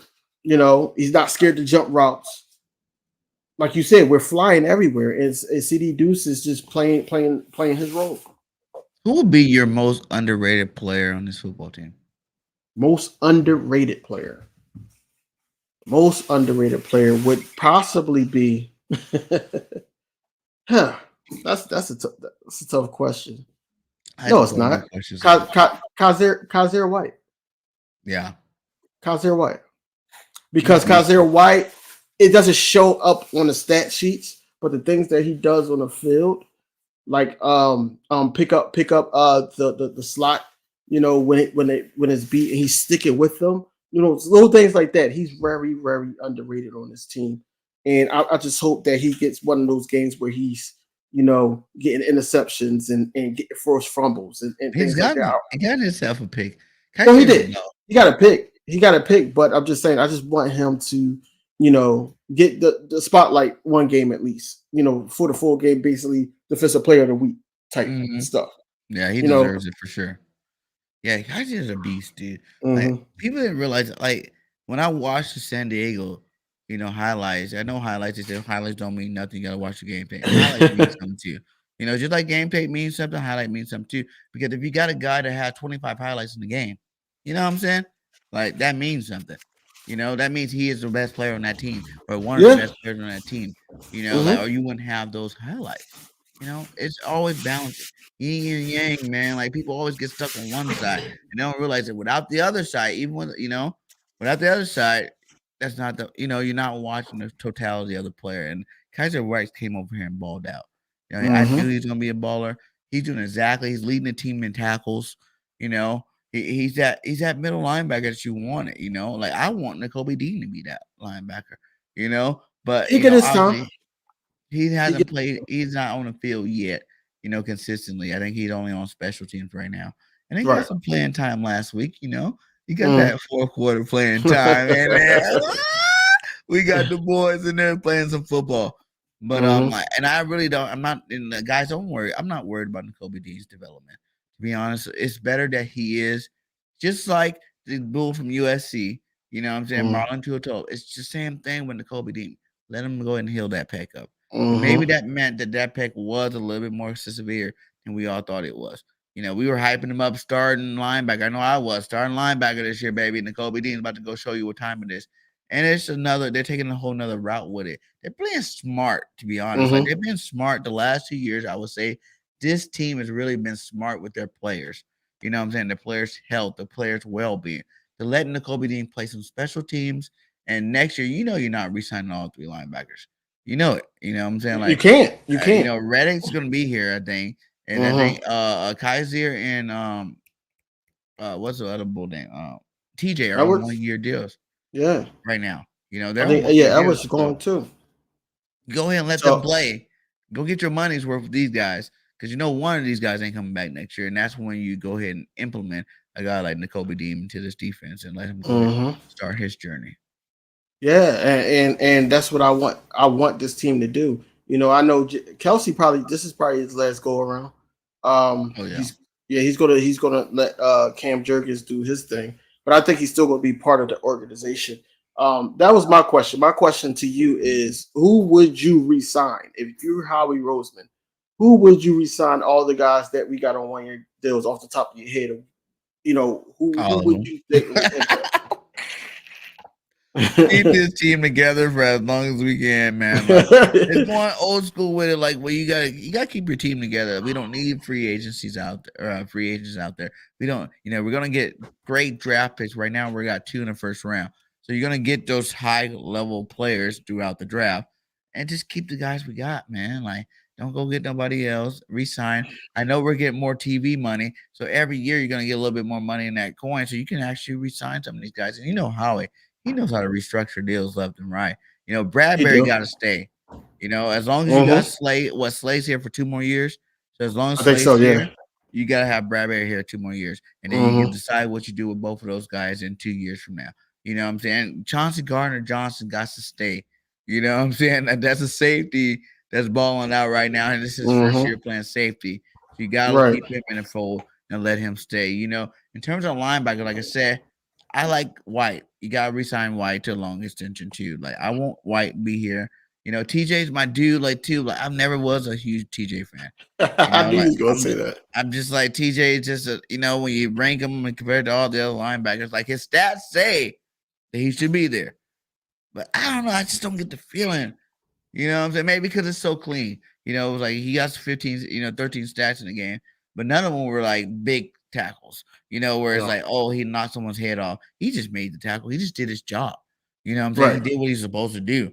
You know, so in terms of excitement, you know, bringing that linebacker passion to it, you know, you keep a guy like White, and then you go ahead and let the Kobe Dean comes in, and then you got White, Dean, and Reddick, you know, moving forward. But if he kept both of them too, I wouldn't be mad. You know, what happened? You know, if he continues playing like the way he is, you're gonna have to Pro Bowl TJ. You're gonna have to go Pro Bowl.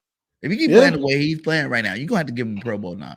And now you're talking about a Pro Bowl linebacker, you know what I'm saying, on your team that's still young, that's still developing, and no one gave a chance to, and who might give you a team friendly deal because he was an undrafted player. So the money he's making right now is already more money he thought he was ever gonna make. So you got a little bit of leverage that way in terms of negotiating contracts. We just gotta let Howie do his thing, man. You know, we just gotta let Howie do his thing at the end of the day. He knows what's best for this team, man. He put this thing together smooth and basically robbed a couple teams doing it along the way. But I would definitely bring back the secondary. I'll bring back CD Deuce and James Bradbury. I'll bring back Kaiser White. TJ probably will take a friendly deal. If not, then I'm not mad about Nakobe Dean starting at that position.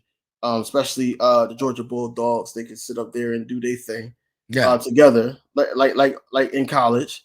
I think that's gonna be a special thing that no one's talking about. Hey, and we're gonna bring in another guest. We got Dante from Eagles talking the building. What up, my guy? What's up, my guy? What's up? Everything's good in Eagles country, right? In Eagles land, we all good. Bird gang, everybody's happy, right? We've been talking some positivity into the air right now with our Philadelphia Eagles, man. Having us drink, chilling, relaxing, talking that Eagles football in the nest. It's been feeling good, man. How you doing about? I'm doing great, man. I am doing good. I mean, how could I not be? Our team is 7-0. And I don't want to get way ahead of ourselves, but for real, you know, I don't see any loss. I mean, I don't see any. I really don't, especially in the next 5 games. I really don't see any then. But if we go all the way out, man, this team is just so. The value amount of minor, you hear him? No, I don't hear him. Dante, we lost your volume. Dante, hey, we don't hear you. You muted the mic. No, still can't hear him. No.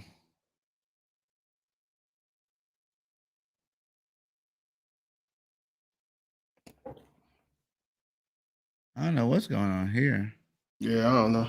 He was going good too. Watch out, man. Yeah, he was going right in. Stop messing with our stream. Dante rolling right now. Let him play. What's going on? Try to back out and come back in. Try to do that. That's probably the best thing to do. But yeah, go ahead and continue what you were doing because I didn't mean to cut you off. I just seen them. No, you're good. But yeah, I think that I will sign the secondary back. I'll sign Kazir back. Probably not TJ, but if he takes a friendly deal, I wouldn't mind that either. Let's see. There's a couple guys that you like. I wouldn't sign. I don't know about. I think the leadership of Brandon Graham helps, but I wouldn't sign back Fletch. Ooh, I wouldn't. But Fletch helps too. That's my guy. That's my guy. BG, my guy. But I don't know about Fletch, man. I don't know about Fletch, but I do want Fletch here still to develop Jordan Davis just to be a pro.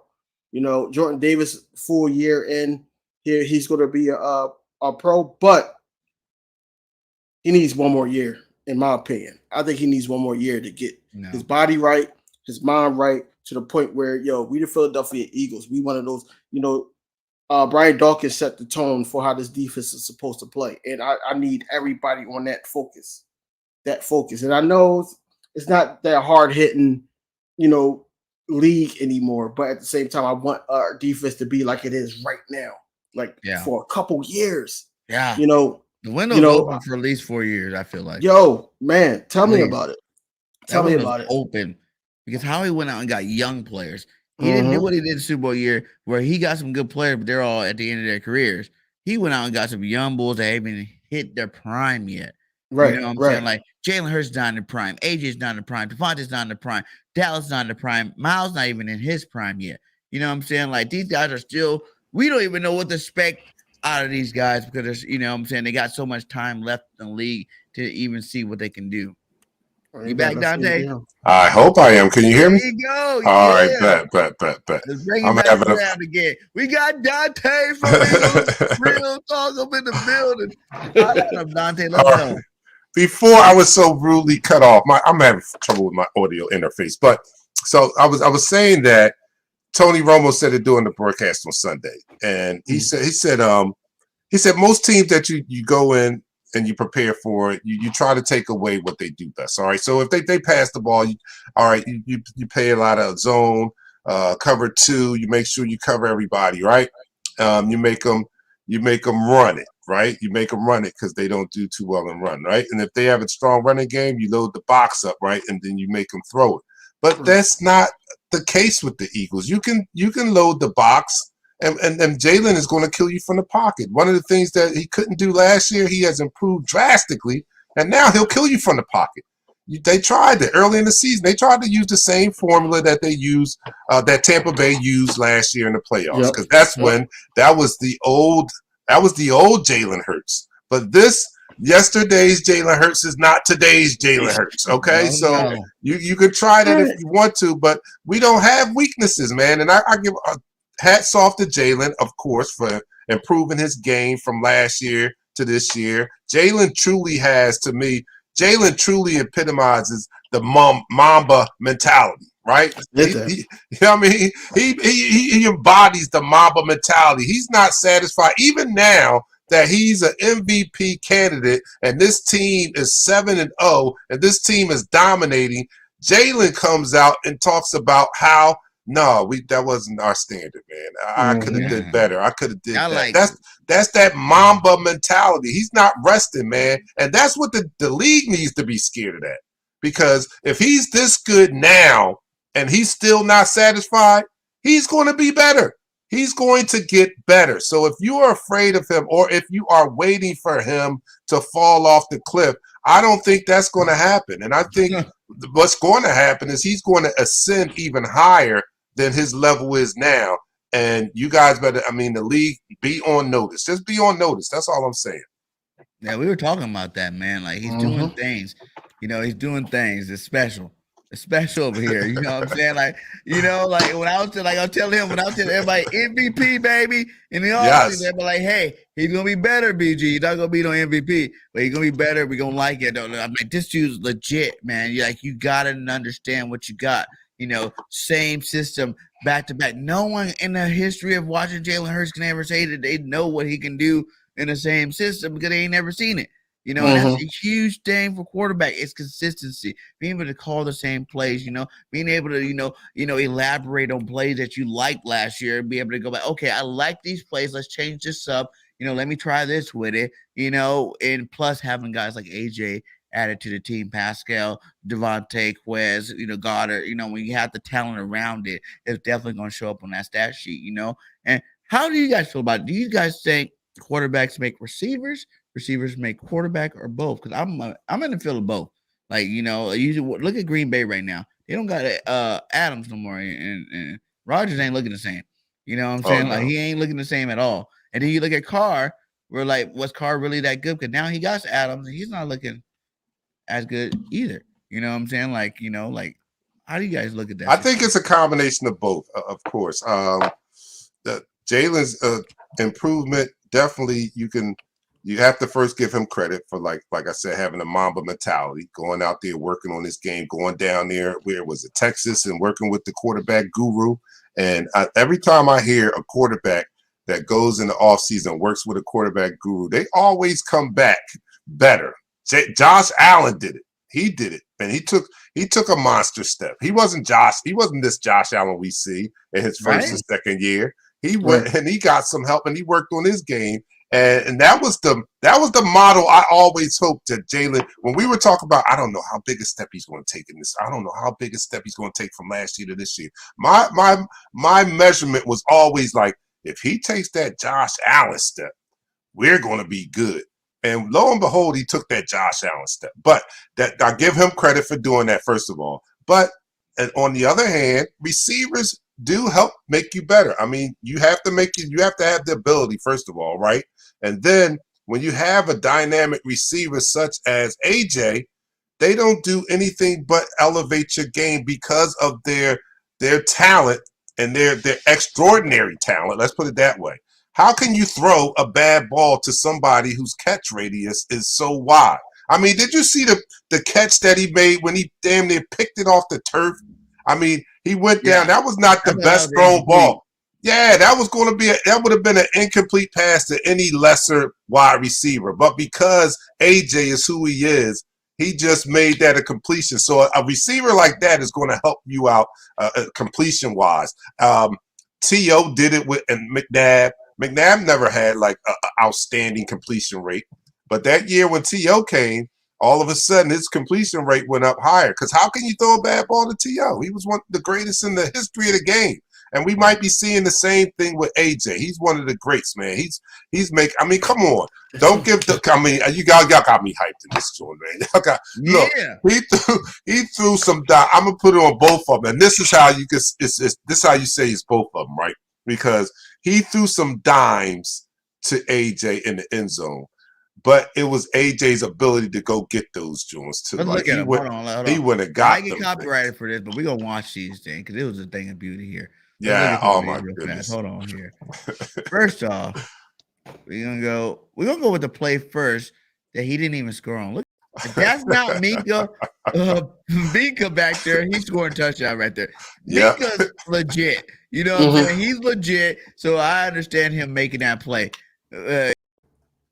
He's a bad man. He's a bad man. Oh my goodness. And that's what I'm talking about. A combination. I'm sorry. Go ahead. It's a combination of quarterback and receiver. Jalen threaded the needle, right? But it takes a special. I mean, because as precise as those passes were, Jalen Reagor doesn't catch those. No. Jalen Reagor doesn't catch those. So that's why I mean it's a combination. Yeah, Jalen, he do some pinpoint passes, but the special ability of AJ to go and get those passes and contest every one of them, he was contested and he caught them all, man. So I think they were all double coverage, were they not? nice to meet you, man. First All time three of them. you go ahead. Likewise. Share something. Likewise. So yeah, I agree with everything that you said, but you got to bring up that their friendship off the field too. You know, Jalen Hurts always speak about it that he's AJ Brown did too. A couple press conferences basically saying that we're playing for each other, and off the field they're great friends. They met each other's families and all that type of stuff. But on the field they're becoming even closer because he knows that Jalen Hurts is the serious one. AJ Brown had to tell him like, "Yo, relax. You scored 4 touchdowns. You threw 4 touchdowns," and you know. He's like, yo, that's not enough. He's still serious to the point, like I said earlier, and you just brought it up. The Mamba mentality in Jalen Hurts is infectious to this whole team right now.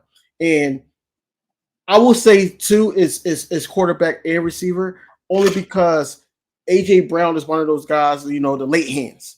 He's always talking about that, and he's shown that. He shows the simple fact that he's running his route and then he does the late hands. And he can hold on to the ball and also take a hit.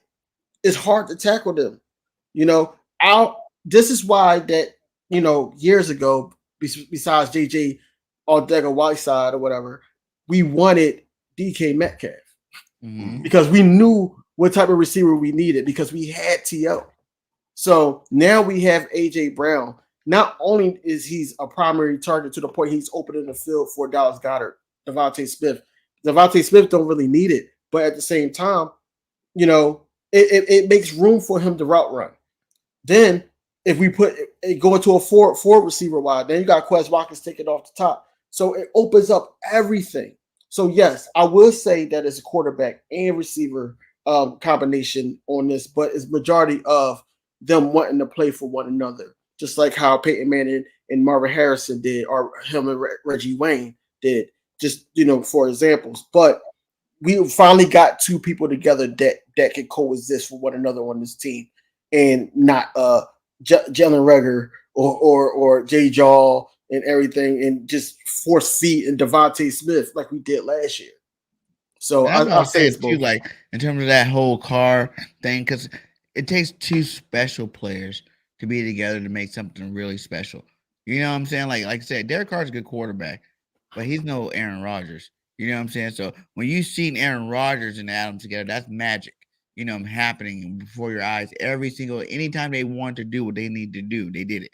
You know what I'm saying? Like now, you know, you see Derek Carr, who was a good quarterback, you know, but you see Devontae, oh, they were friends, you know, they were, you know, teammates in college. It's going to be the same thing over there. It's not the same. You know, neither one of them looked the same. You know, they're not putting up big numbers, you know, huge numbers together. They're not really scaring nobody over there. But it's like Jalen Hurts and AJ, man, is this the best quarterback receiver duel in Eagles history? You know, I know it's only been 8 games, but you got to think of the future of this. You know what I'm saying? Like, they're only going to keep continually getting better together. You know, these guys knew each other longer than this 8 games. They knew each other. They probably played football with each other for the last, like, you know, 7 years of our life that we don't even know nothing about. You know what I'm saying? Like, these guys moving forward, they could, you know, because the only thing I can think of is, like, T.O. McNabb. That's the only time you had 2, you know, Pro Bowlers, 2, you know, elite players being at the position together at the same time. Like even D-Jax, you know, Macklin, those years we didn't have no elite quarterback those years. You know what I'm saying? That was like, oh, you know, you had back end of big, you know, who else you had, Garcia or something like that. Like, you know what I'm saying? Like they weren't no McHurts, AJ type situation out there. I'm not that old, so I was getting ready to look it up, but yeah, I guess the closest comparison you can make is T.O. and McNabb. That's the sexiest one, the most modern one. But I was going to touch on maybe Tommy McDonald and the quarterback back then when they won the championship. That might have been because they were both Pro Bowlers too. They were both Pro Bowlers back then. But if I don't have recollection of them, I'm not that old. But if we're going to compare T.O. and McNabb to this, I don't think that it's out of the way to say that I don't even think it's too soon because it's only been 7 games. T.O. was only here 1 year. Come on. One year, yeah. Let's not get it twisted. So we can make this comparison even after only 7 games. He was here 7 games. This looks like it might be more dynamic because, and I'm saying that projecting the future, of course, but I don't see this being a 1 year and over type thing.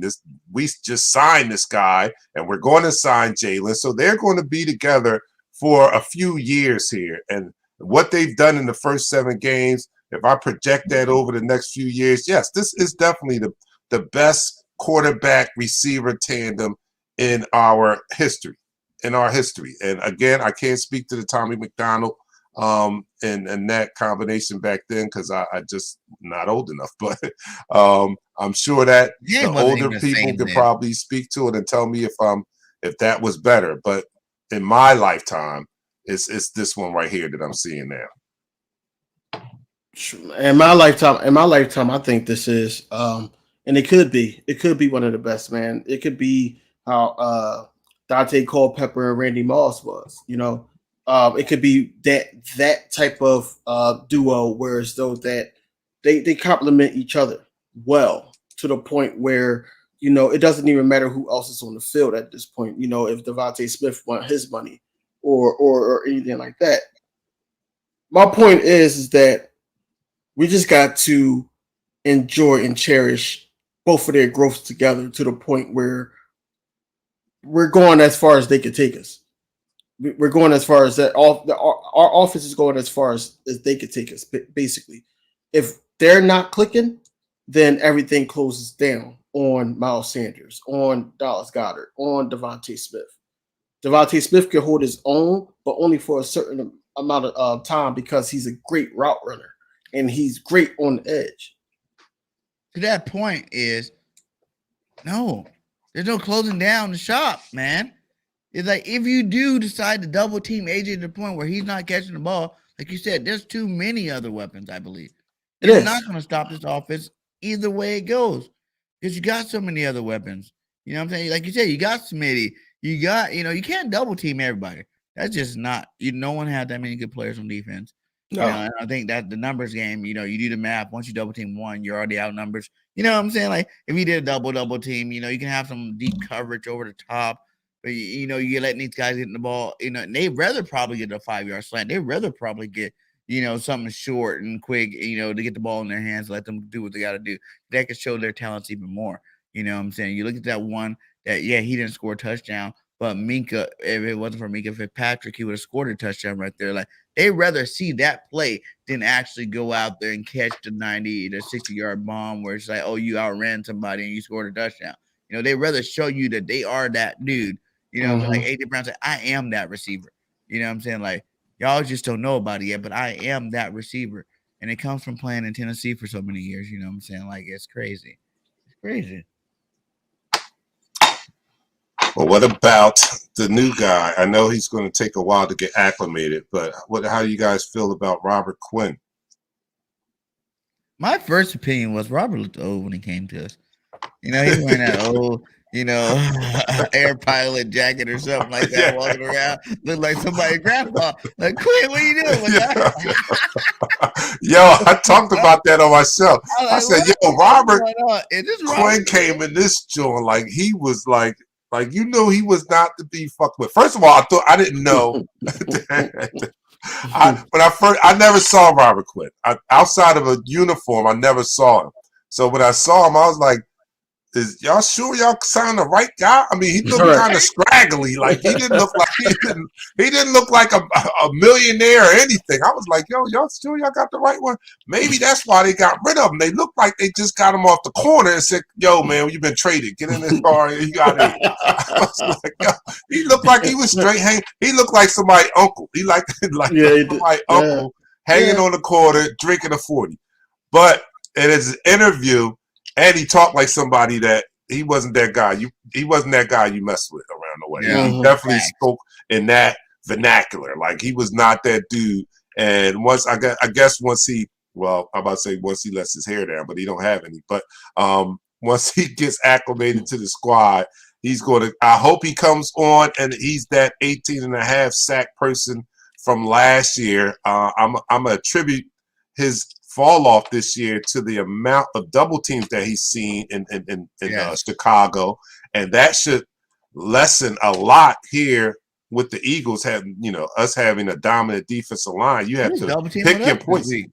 Yeah. You gotta pick your poison on who you're going to double team. So even if they choose to double team him, it's going to give somebody one-on-one on the other side. And if they choose to double team, well, Jordan Davis is out right now because he's always a double team candidate. But we still have some others like Reddick is a double team candidate.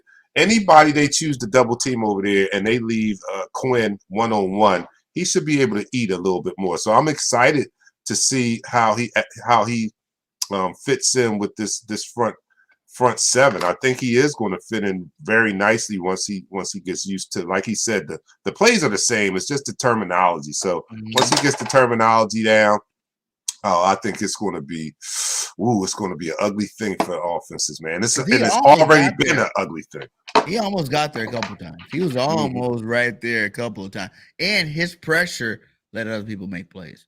I saw a couple of this. He only had like a small package for him. I know they didn't release, like you said, he was only here for like a week or something. They probably didn't get him in. They want to get him in. I probably see his best game probably gonna come after the little short bye we have after this Thursday night game. Because now you're gonna have 10 days to actually acclimate him into this defense. He's around the team. He understands. He didn't play 2 games with these guys to understand what players, what dogs he got beside him and what they can do. So then, like that game after, that Washington game, we had 9 sacks, man. We might have 15 or 16 sacks that game, man, because I think Robert Quinn gonna get unleashed that game. And we're gonna 9 that game. We had 6 Sunday. Yeah. We a problem. We are a problem. I'm looking forward to Robert Quinn actually helping us in that run defense. I know he's going to get more sacks than he did with Chicago this year, but I just want him to help us more in that run defense because I really believe that upcoming, I'm very concerned a little bit, especially with the Jordan Davis injury with Derrick Henry. We got to face him. And I know A.J. Brown is going to be excited to go back there and play his old team, but at the same time, we got to stop King Henry. And we're going to need Robert Quinn to step up. So I need him to get back to where he was last year on this team, and we're going to do some damage, especially against the running game. Dude, that's good that you said that, because that is my next question. Who was the biggest threat, AJ or Henry? Even though Henry was running that football, but you couldn't just stop him because you had AJ over there. AJ put his numbers up in Tennessee. You know what I'm saying? Like he said, leaving there, he was the best receiver Tennessee had probably ever had. You know what I'm saying? So he did his damage there with a Derrick Henry. And you see now that AJ's not, on Tennessee anymore. The difference, their record's not the same. They're not as elite. What do you think about that? Like, who do you think that if they both were to have great games, shouldn't the Eagles still be on top? Like, you know what I'm saying? Like, Derrick Henry, like, even if we didn't stop Derrick Henry, you know what I'm saying? Even if he ran for 150 on us, we still win that football game. That's how I feel about it. Because Henry going to do his thing, but he ain't been having no 200-yard games this year yet, But even if he were to go off, I feel like the running game compared to our passing game, plus we can run, You look at Tennessee, like, again, we bring this one back up. Their receivers ain't even touching what AJ did by himself. Not even touching it, So Malik Willis, Tannehill, are they keeping Tannehill in by that time? Are they going to let Malik try to go out there and do his thing by that time? To me, it doesn't matter. The team is not capable enough to beat them. Like I said, like the only team, the only people on this roster that scare me is ourselves. Like we're the only one, the bye and away Eagles. That's the only thing that scares me. Because and it don't scare me that much because we haven't reached our full potential yet. Like there are bigger games to be seen. There are more better performances by players to be seen to the point where it's like, that don't scare me, to the point I'm just like, okay, well, when are we going to see that game? You know, like every hot take I've had this season, I want to see Jalen throw for 400 yards. That's just after seeing Tua do it, I'm just like, I want to see Jalen do it one time. Even if it's not a consistent thing. I know he's not a 400-yard type guy every single Sunday, but if he can throw 400 yards in a football game with like 4 touchdowns, now that would shut the haters up for sure. It would, but it's all like I said, with Jalen Hurts is always that big but or if factor. It has to be against a quality opponent. It can't be against the Washington Commanders. It can't be against. But the NFC East is the best division in football this year. So that's why I'm saying with the mindset, it's like we can't go off of past years. What was good? We were crappy last year. The NFC East sucked, for the last couple of years. But this year, we're the best division in football. So why can't it be against the Dallas Cowboys? Why can't it be against the Commanders? Why can't it be against the New York Giants when we play them? Because we are the best division of football right now. Right now, if the playoffs were to start today, 3 of us are in the playoffs right now. And the fourth one's not even looking that bad anymore. Now the Heineke been over there. I think they won 2 straight games now. Yeah. They coming back, and there's still 10 games left, so they coming back too. I heard someone tell me my last one was like, "Hey, BIRDGANG, don't you think it'd be crazy? All 4 teams from the NFC East go to the playoffs this year." I was like, wait. At first, I was like, wait, is that even possible? Like, can you do? But with that extra game, you can do it. That's crazy. Well, that would be crazy. That would be absolutely crazy. That is what makes this year so much more special than any other year. Because if we run the division and we sweep the division and we become the number 1 seed, we did it in the best year, not the, everybody in the division sucks or barely making it by. Like even like the Cowboys last year, they were like 12-5 or 12-5 last year. Yeah, and they were, best in the division, but like we were the only other good team in the division. The other 2 teams sucked. Like we will be 4 teams in the playoffs. Freaking our division's best division in football, and we won it. If we're talking divisions, I think that Seattle did expose the Giants a little bit. I think teams is going to get onto that formula. As far as the Commanders, I don't see them scratching the wild card. I think it's better teams out there than them, especially if they last in the division. The Cowboys could still make noise, but at the same time, that's only knocking them down. It's going to take us. Period. They still got to face the Vikings. Who else did they got to play? They got to play a couple other teams that we already faced.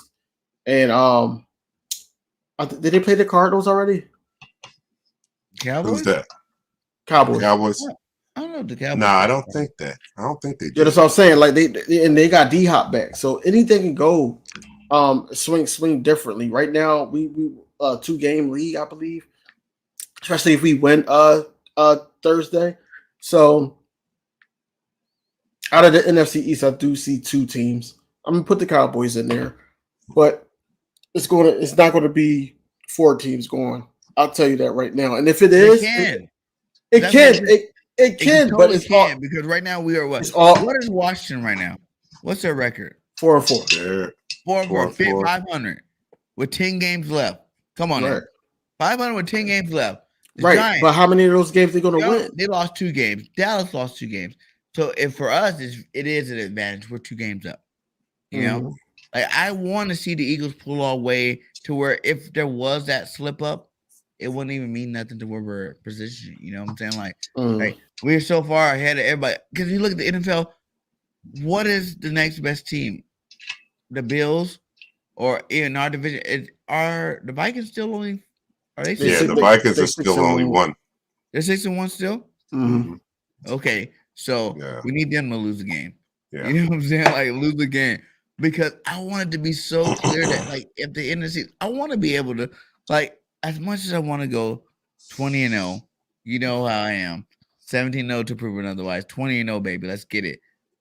At the same time, it will feel good to know in week 17, 18, you don't even have to play nobody.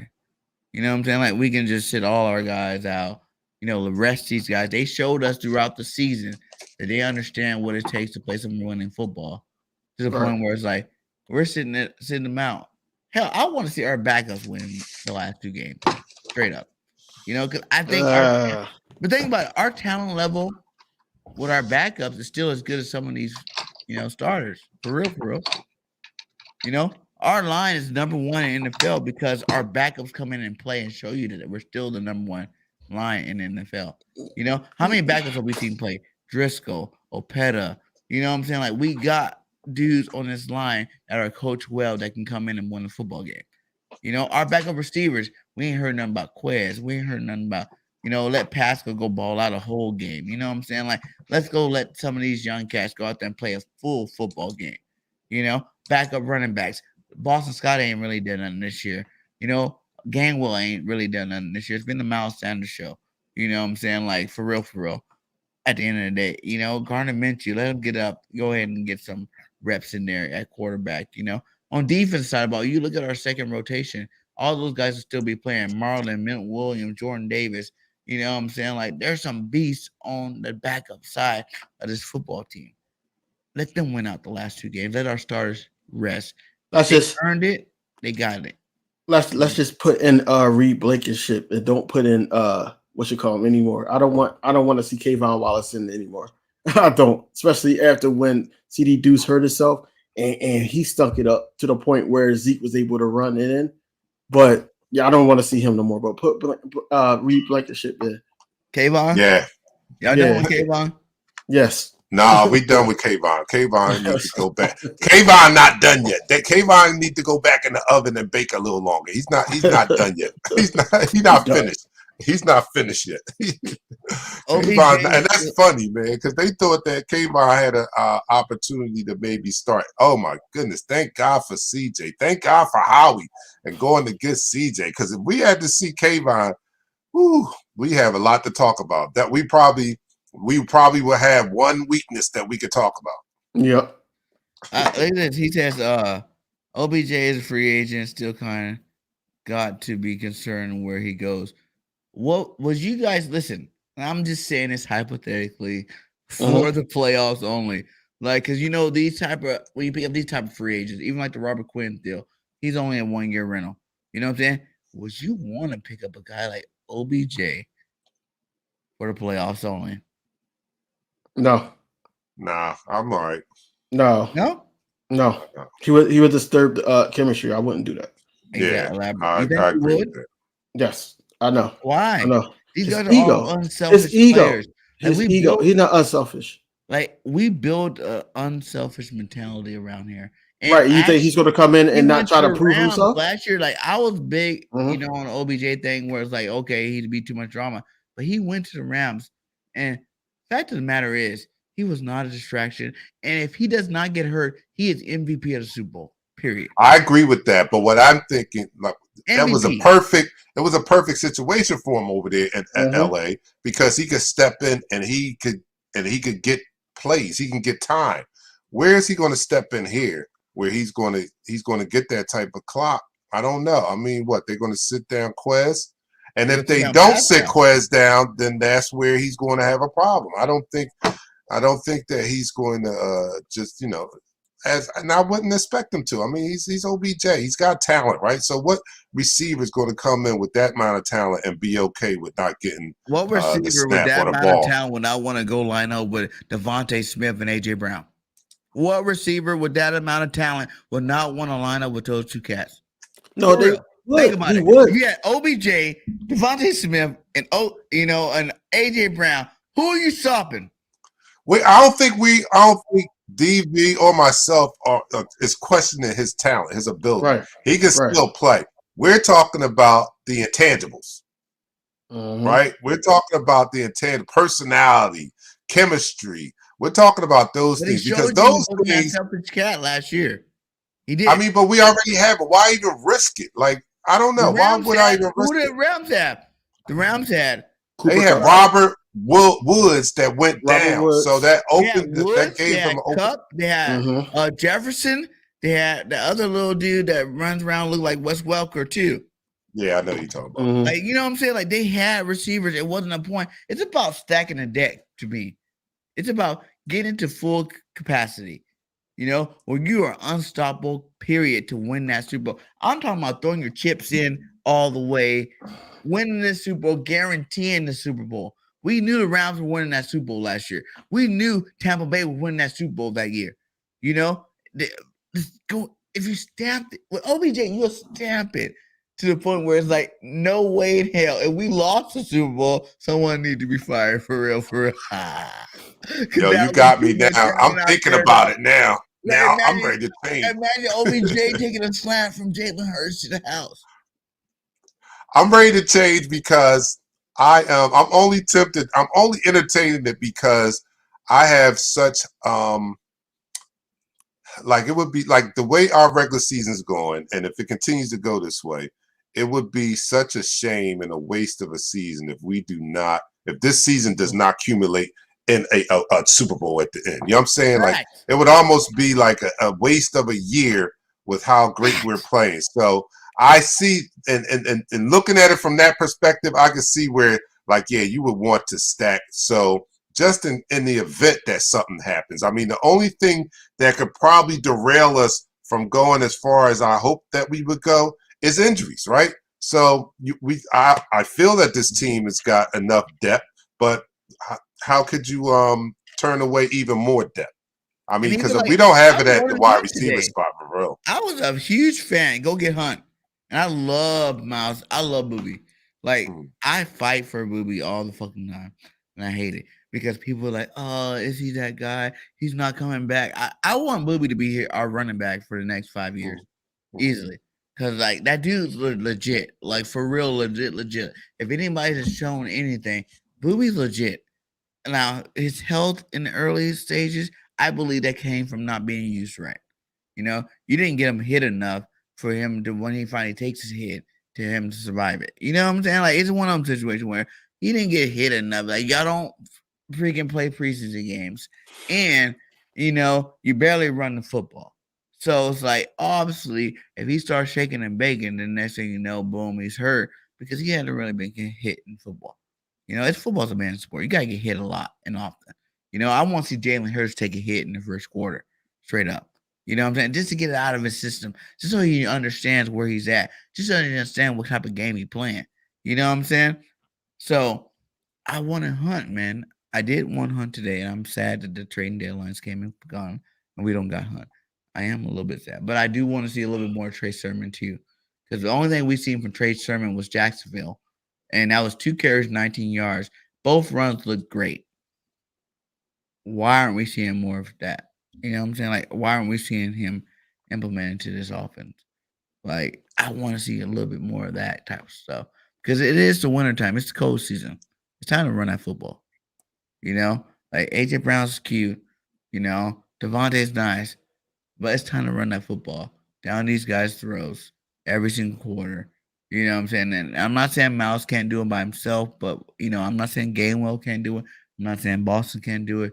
But I will say I want to see some Trey Sermon. And I would have loved to see the Eagles do that 1-2 punch like Cleveland got. Like, if you bring him over, it's like you basically bring him over to the same side. You know, like he's already behind Chubbs, who's the best running back in the league right now. You know? And he would have just been behind Miles Sanders. You know, another good running back in the league. And yeah, I think Miles, 5th in rushing right now. I think I wrote that down. Miles what do you Sanders, guys think? DV, what do you? Oh, I'm sorry. Go ahead. I'm sorry. I didn't mean to cut you. I was gonna say Miles Sanders 5th in rushing with 80.4 yards per game. 5th, and no one thought Miles was gonna be in the top 5. Remember, no one thought that. Miles is top 5 running back this year right now. What do you think they do? Do they sign Miles? Do they extend him? You gotta extend him. At this point, I would do it sooner than later because he could be asking for a bigger bag. He did say he want to stay in Philly, but we already know money talks, and this is a business to the point where if he's over 1,000 yards, if he's over that 10+ touchdown, you know, after just having like one last season, he's gonna want his money. He's gonna want his money. And that's just all about health at the end of the day on how his numbers turned out. but I would do it sooner than later because you know what we got. Think about it. Last game, the Steelers defense, even though their record didn't show it, the Steelers run defense wasn't no slouch, and he had what 8-9 carries. He averaged 8 yards a carry, 8+ yards a carry. You can't find that anywhere else. You know what I'm saying? And that's what you gotta look at. You gotta look at that. You know, now if you want to power, like I do agree with BG. If you want to bring in a bruiser back to the point like we thought Jordan Howard was going to be, or anything like that, I think that you should. But my question when everybody was talking about Kareem Hunt or David Montgomery, you know, things like that, guys like that, I thought that where are the carries going to come from? Because we still got Gainwell, we still got Scott. We still got Trey Sermon. Do Trey Sermon go down, or does he get cut? Or who's going to make room for this running back? And why aren't we seeing, like BG said, Trey Sermon more? Why he played with Jalen Hurts? Why are we not seeing Gainwell be more explosive? Because I believe that he's getting more of that second reps because they want to open up the field for those short swing passes for Gainwell to do his thing. Gainwell is not really a good up and down runner, just like Miles Sanders are. But we need that type of running back. And that's why I thought that we brought Trey Sermon in, but Trey Sermon's not there. But to answer your question, I would resign him sooner than later. Because if you wait until the offseason, now you're going to put him in right with the 1 year guys, whereas though that we got to make money move around now. So I would sign him. I totally agree with that philosophy too, and I think it's a great time to sign him. I think we get him at a good bargain if we sign him now, right? Because I think that after this trade deadline pass, maybe put something in his mind too, like they was not hesitating to bring another back in here. I'm doing good. If they come with the right offer, I need, and you know how he's going to sell it. Like, you know what I mean? They go to money. You get it now before get it back, get it now before the season, and you possibly get hurt again. You know what I'm saying? Like, take this bag now. Here go the money. And I said at the beginning of the year, like, I felt that if he played the way he's playing now, I said by the 8th or 9th week, I think they come to him with a contract. And that because how he works like that, how he gets you and try to sew you up to a long-term deal at fair market or even slightly below. And it's usually done in the middle of the season and using that threat of secure the bag now because you don't know what's going to happen the rest of the season. So I'm with you, DB. I think that they should do it, and they should do it now. If that's what he's doing, go ahead and sign my boy Jalen Hurts. You know? Oh, no, we can't do him yet. We got to make him wait. Because he's going to get a big bag. He can ready to get a big bag. Jalen freaking Hurts. It's my boy. He's going to get a big bag. When he get his bag, nobody else getting the bag. I mean, like, you know how it is, man. Like Aaron Rodgers got a bag. On that note, I want Jalen to pull the Tom Brady card. I do. Pull the Tom Brady card. Understand that you are still so young. Your money's coming, my guy. You know what I'm saying? It's not like you're going to be, middle of the pack, low end quarterback, but you're not going to be number one. Take that top 7 quarterback money. Now, I always said Jalen should take a 2-year, $30 million extension where you're making $30 million a year for the next 2 years. You know what I'm saying? Why you still have all your young talent on the roster? Why you still not paying? The team doesn't have to worry about paying all that young talent yet because a lot of them are first and second year players. Go ahead and do it. Like, don't go for the Dak Prescott. I need to be $40 million quarterback. The Lamar Jackson. I need to be the highest paid quarterback. That's why I'm my own agent. Do the Tom Brady effect, and that will show your true colors for real.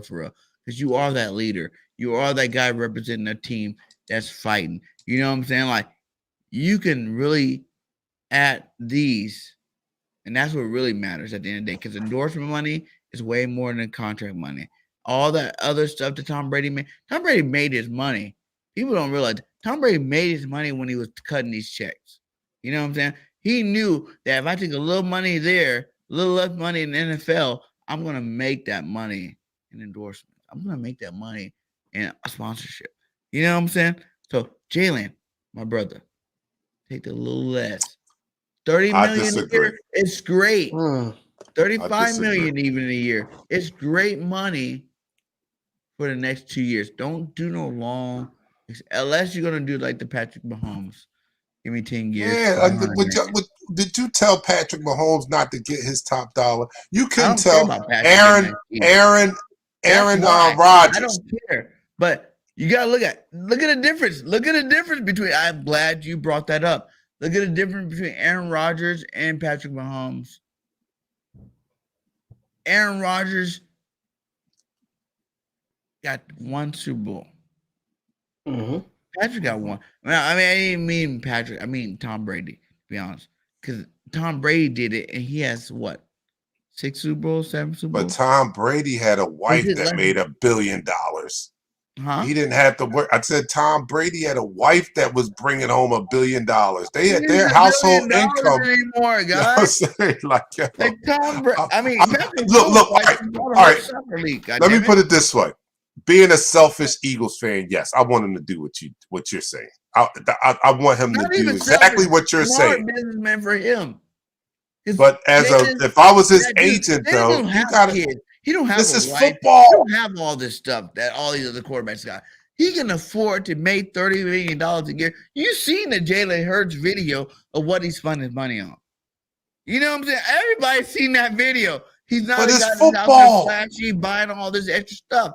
So 30 million. When you're making what, $4 million is what Jalen Hurts made? $4 million, I think. If you got 30 million a year, my guy, compared to 4, and you're budgeting off of 4, come on, my guy. I want that. I want you know what I'm saying? You're helping your team. You're helping you become a greater quarterback. I want that. That's what I want. That's what I want for my Jalen Hurts saga would be great if he took a team-friendly deal. But he'd be a 30 for 30 if he took a team-friendly deal and got hurt in the next game and was like Bo Jackson. He'd be a 30 for 30 in about 2 years. They'd be like, wow, what did he do that for? Really you know what I'm saying? Like, for real, though. Like, you got to play averages. I love living life on averages because you got to play the averages. How many great quarterbacks actually only have one good season?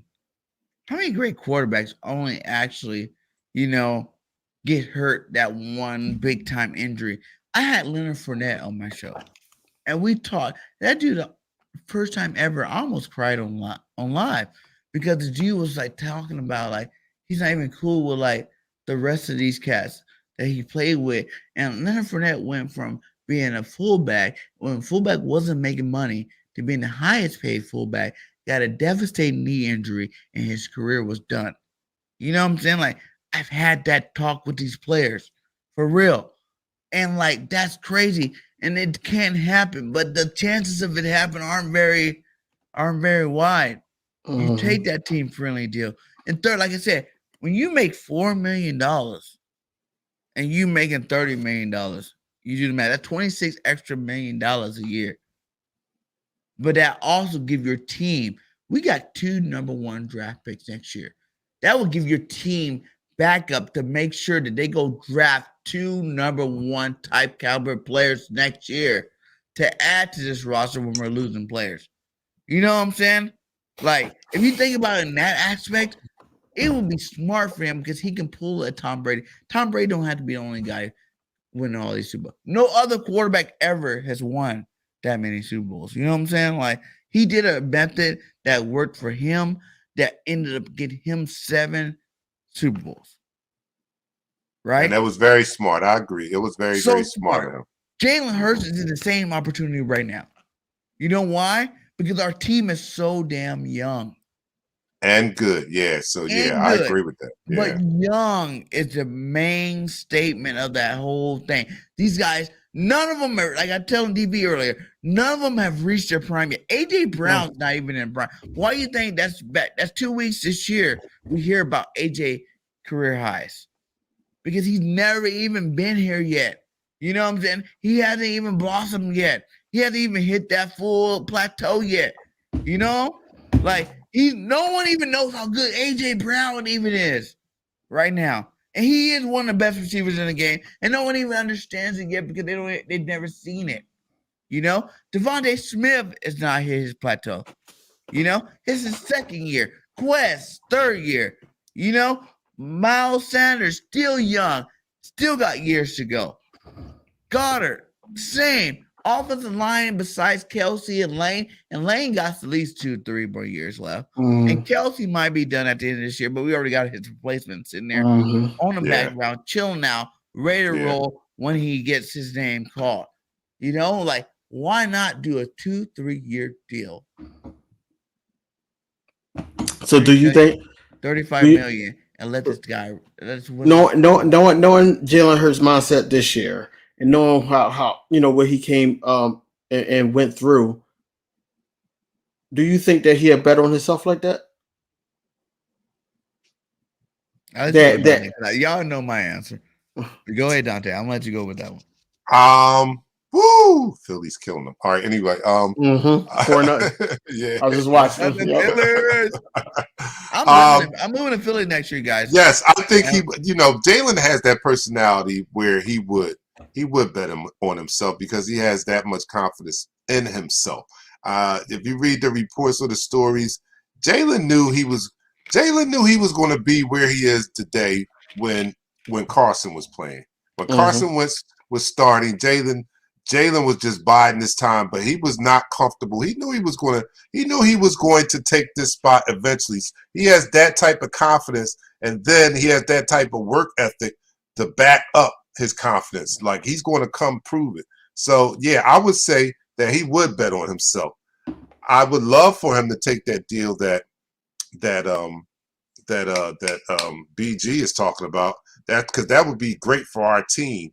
We have cheap labor, and cheap labor meaning young talent. Young talent, that's the only way you get cheap labor. And that's the only way this thing works, is that you have cheap labor. Because once you give the bag to one person, like the quarterback, you can't afford some other players. So you need to hit more in the draft. You need to have more. Your batting average in the draft has to be extremely high now. Now you can't, if you got 5 draft picks, you can't be hoping to hit on 1 or 2. You need to hit on like 3 or 4 if you give the bag to the quarterback. If you're going to give half of the salary cap to the quarterback, that young, cheap talent has to come through and play at a high level. Luckily, that, these past drafts have been hitting more than missing. I mean, we got Jordan Davis, and this is just a short sample size, but we got Jordan Davis this year. We got Cam Jurgen this year.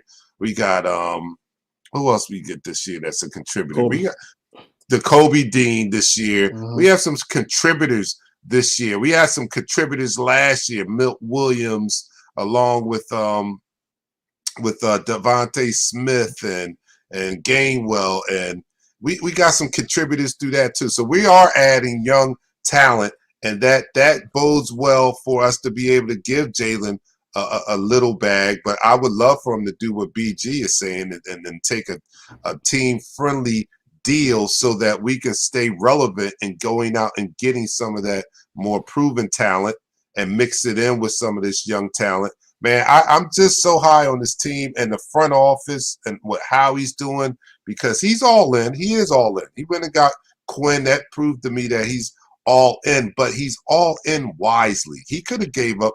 He could have gave up that first round pick and went and got McCaffrey. He could have done that, but he was like, I'm not going to mortgage the future. McCaffrey. Yeah. That's one question I want to ask both of you guys. Did you guys want McCaffrey and Burns knowing that you would have had to give up a first round pick? No, I didn't want him. No. My reason not for the first round pick, and not for the salary cap. I didn't want to. Yeah, it would have been a salary hit. Yeah, that would have been that's my reasoning why it would have been a big salary hit.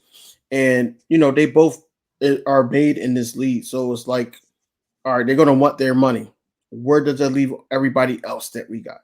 You know what I'm saying? I think Robert Quinn was the safest bet. Even Chubb would have wanted his bread too. So you Robert Quinn is a 1-year thing, whereas though that they made a deal with the Chicago Bears, got that off their books. So next year it's all fair game. It's all fair game with that, and I think that Derek Barnett, if I'm not mistaken, is still here for like at least another year. Yeah. Mm. Hey, with the vote, I had inside my chat. Shout out to 25 still up in here. Make sure you guys hit the like, subscribe to everybody on the panel right here. 50 votes. We are 50%. Will the Eagles go 17-0? 50%. So half everybody says, 25 people say Eagles going 17-0. 25 people saying they're not going to do it. I've asked DB, Dante, are we going 17-0 this year? Whew. Let me throw up. Let me throw up the percentages here, so you can see the percentage of the rest of our schedule this year. Houston 78%, Washington 79%, 80% chance of winning in Indy, 68% in Green Bay, 71 in Tennessee, 64 in New York, 73 in Chicago, 47, which is dumb as hell because we already beat the Cowgirls. And I don't know why they're trying to hype them up and get them excited like they can do something against it, because obviously we see that they can't. 47% with the Cowboys, New Orleans 74, and New York 76. Tell me, can we I think we can go 17-0. I really do. I think that Cowboys game is accurate in the percentages because I think that is the toughest game that we have remaining on the schedule. When you look at it, especially with that graphic on the screen, it shows that is the toughest game. I don't even know why they have Green Bay at 68% unless they expect them to wake up, because if we're going to judge that on the way they're playing today, that we should have an 80% chance of beating them, because they suck right now. They suck, and that must be just because they have Aaron Rodgers that they made that a 68% chance of us winning. But yeah, the toughest game I see left is the Dallas Cowboys, and I think we can get past them. So I'm going to give the nod to 17. Look out, man! Look out! I'm not. I go on the radio in Philadelphia to give my predictions and my outlook each week. And I made the error in the second week of saying that looked like a game we may lose. And that was only based on the first week against Detroit. I didn't like what JG did with the defense in the second half. And at the time I was thinking, like, if we're going to give up 35 points to Detroit, then we're going to have a problem with Minnesota. Once we demolish Minnesota, I said to myself, and I said it on air, I'll never make that mistake again. I'm picking the Eagles all the way out for the rest of the year until proven otherwise. And they haven't let me down yet, man. This team is solid, man. It's so solid. It's scary solid. It's scary solid. Yeah, man. 20-0 until proven otherwise now. Like my boy Joseph said, man, like I'm on that boat now. I've always been big on 17-0 to proven otherwise, but who cares about 17 now? Because if you do that and you go to the playoffs and lose, that don't mean nothing. Who jinx? We've seen Tom Brady take the Patriots undefeated all the way to the Super Bowl and lose to the Giants. What a wasted season. How mad would you be as an Eagle fan to watch our team go undefeated to the end? Last game of the season and lose. No. I don't want none of that. If it costs losing an early game before then, week 16, week 17 game before then, just to, wake us up, I'm down with that. But I tell you, why not chase history? I feel like this team is so damn special that we understand, like, not only this could be the best Eagles team of all time, this could be the best football team of all time. And why not have that be our Birds? Or we can represent the best football team to ever play the game. Like, and I don't think people realize that this is the type of team we got. Yeah. We got that team this year. Look, we got that team right now, chasing rings. think about this, right? Let's just Fresh. let's do a hypothetical, right? Let's say we do that. We do Let's do we do a what would it be? 19 and 19 and 0. Yeah. 19 and 0. Win the Super Bowl. We could put the rest all Super Bowl ring debates when you know how the Steelers fans come at us, you know how the Cowboys fans come at us, even the Giants fans come at. Yeah, you only got one though. You only got one. If we was to pull off 19 and 0, even only having 2 rings would set all of that up. Don't say that. Mhm. Yeah. I'm sorry. Yeah, only having 2 Super Bowls. We have 4. We have 4 championships. I'm not that dude. You're not gonna come holler at me. I got 5 Super Bowls, and I'm telling you straight up, we got 4 rings. We got 1 Super Bowl. We got 3 championships. Yes. I'm sorry that you're 50-year span ain't nothing compared to the 100-year span of NFL. We got 4 rings. You better put respect on all 4 of them. And you know what I'm saying? After this year, when we win a Super Bowl this year, we tie with Dallas Cowboys. Yeah. We're the only team any to of these beat. Cowboys tell you different because we will be tied. I don't care about your Super Bowls compared to championships, whatever. It's how you guys weren't around back in the day when we were playing football. Y'all was still trying to think of your name. Your team name. You know what I'm saying? We were still out there on that gridiron playing football, winning football games. So we got 4. Yeah, I'm sorry. I misspoke. We have 4 rings, but we would definitely put to bed any debate of that if we were to go 19 and 0. I mean, who else could claim that? No one, not even Miami. I mean, they could say they were unbeaten, but they can't say they won 19. They went 19 and 0. You know what I'm saying? So that was 16 and 0 that season, or what? Yeah, they played I think they played 14 back then. So 14 regular season, 17 and 0. That's what they got. 17 and 0. Yeah. So that would be we could be that without even going to playoffs. And I already give credit to the Patriots for doing it. They did. They went undefeated throughout the season. Like, that's huge. That never fucking happens.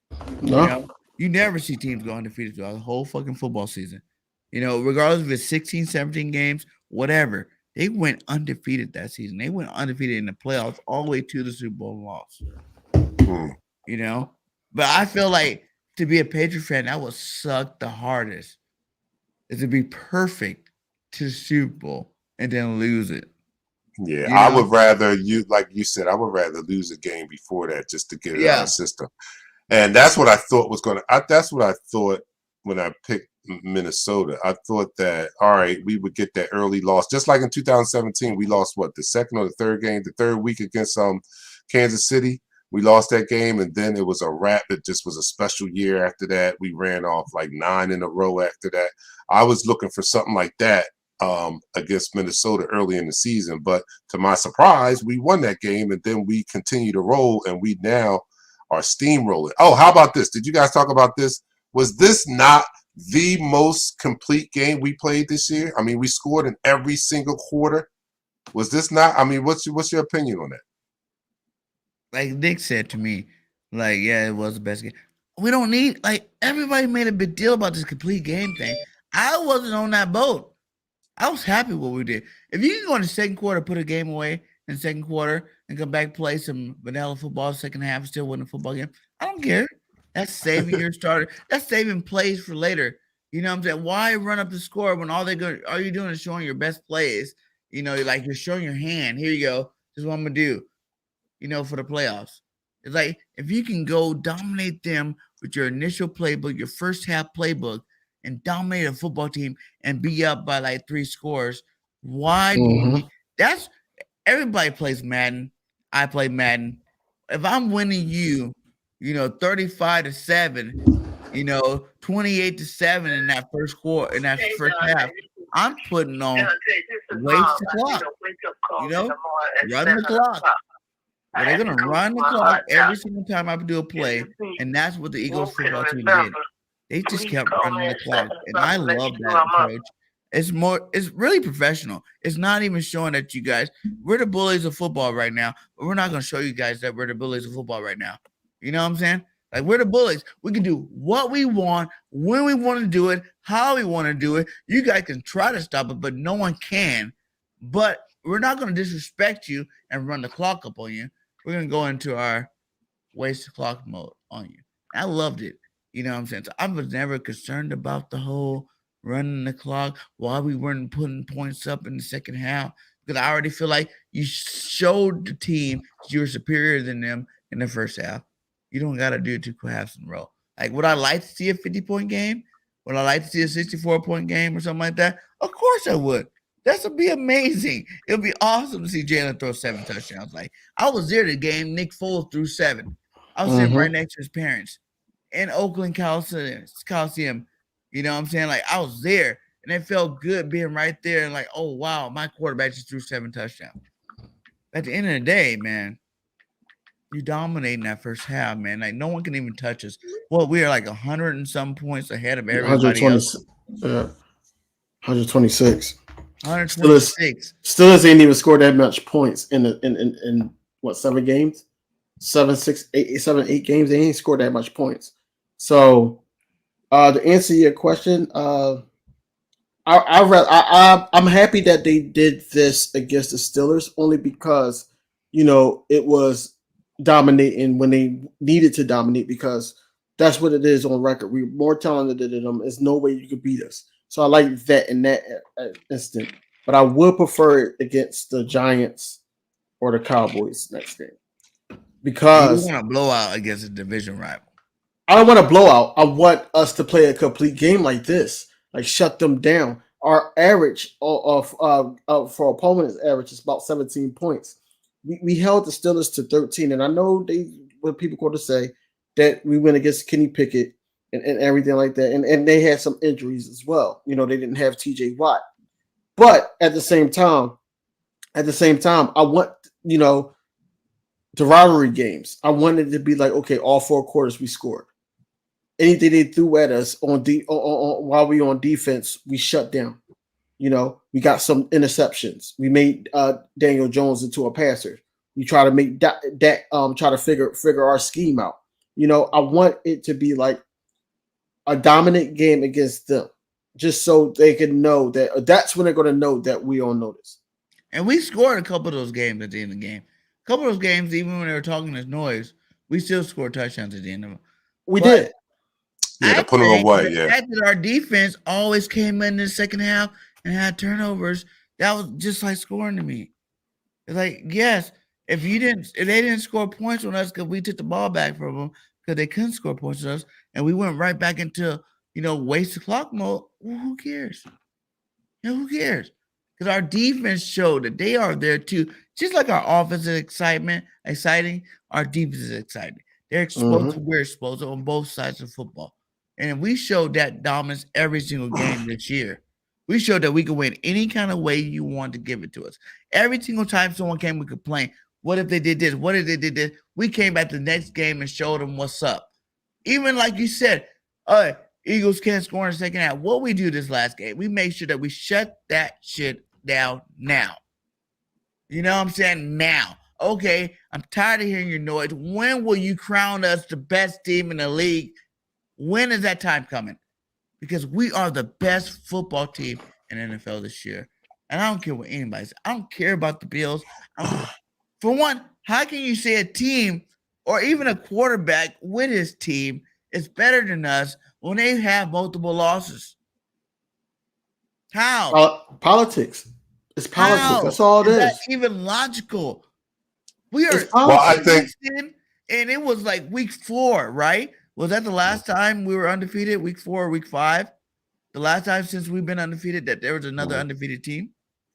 I think week 4 or 5, right? Week after week after week after week, we are showing you we're still undefeated. You gotta crown us.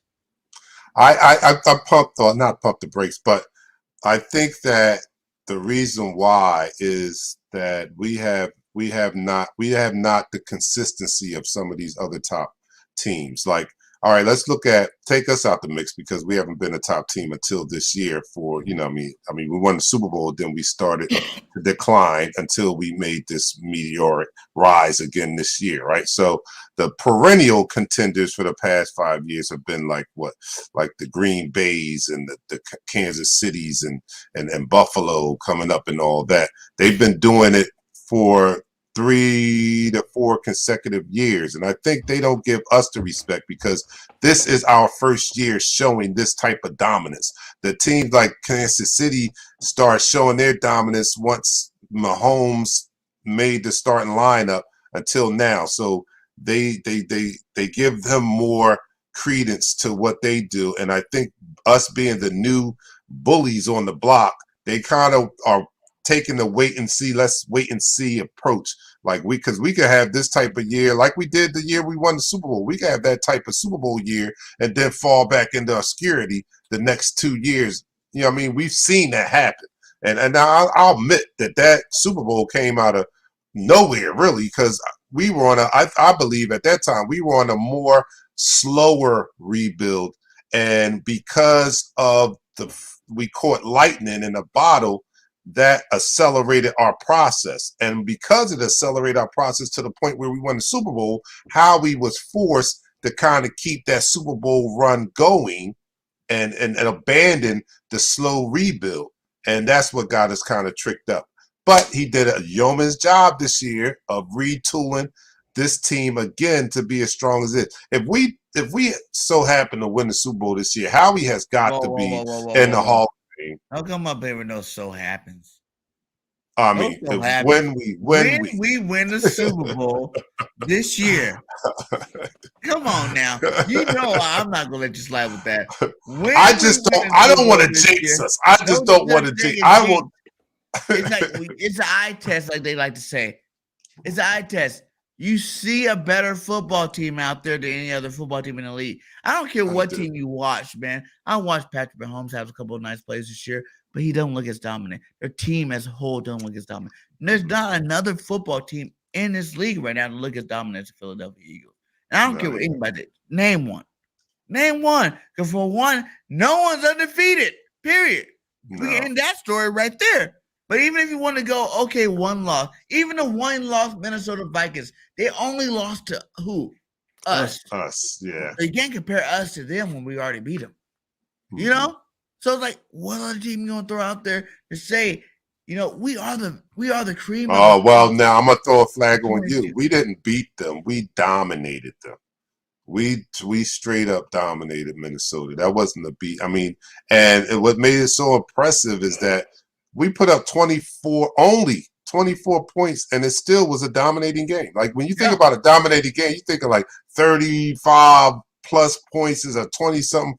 We only put up 24 points, but when the eye test, like you like to say, the eye test showed that we dominated that game with only 24 points and taking the second half off basically because we didn't do hardly anything in the second half. So we dominated them so thoroughly in the first half that it carried over, and 24 points made it look like a blowout. And the biggest difference is other teams don't have our defense. So when other teams do this whole first half dominance, they don't have our defense to guarantee that win at the end. And we didn't have it last year, you know? That's a big difference from good and great teams. Like those other good teams, they might let these guys come back, but now you're looking at it's coming down to the wire. Like the last 30 seconds of the game, someone kicking a field goal, or the last possession of the game, someone scoring a touchdown to win. We don't let it get that close. We don't. Once you start making your move, we make our defense steps up because we got a legit bona fide Pro Bowlers, all-stars on our defense, and they shut you down. They're like, okay, enough is enough. You're cute, whatever, but it's over. Game over. And we take the ball away. Just like this last game. People probably even thought that maybe there was going to be a glimpse of maybe even Pickett bringing this team back last week. You know, that maybe that something was going to happen when you see them score, you know, a touchdown. But then at the end, our defense said, no, strip sack fumble, interception, whatever it is we got to do to tell you, no, you're not on our level. You know, there's fucking levels to this shit. And you're not there at all, period. Point blank, period. And like Meek Mill says, there are levels to this, and no other team on the NFL, to me, is on that level. You know, going into that, they say right now, this is the dream matchup right now. Everybody wants to see this matchup going into Super Bowl this year. Everybody said these are the two best teams. Do you agree with it, or who else would you like to see? Because the Eagles going to Super Bowl. I don't care what anybody say. Eagles going. Are the Bills Yeah. going, or do you think that there's another team that you put in there? That's a Go ahead, good DJ. matchup.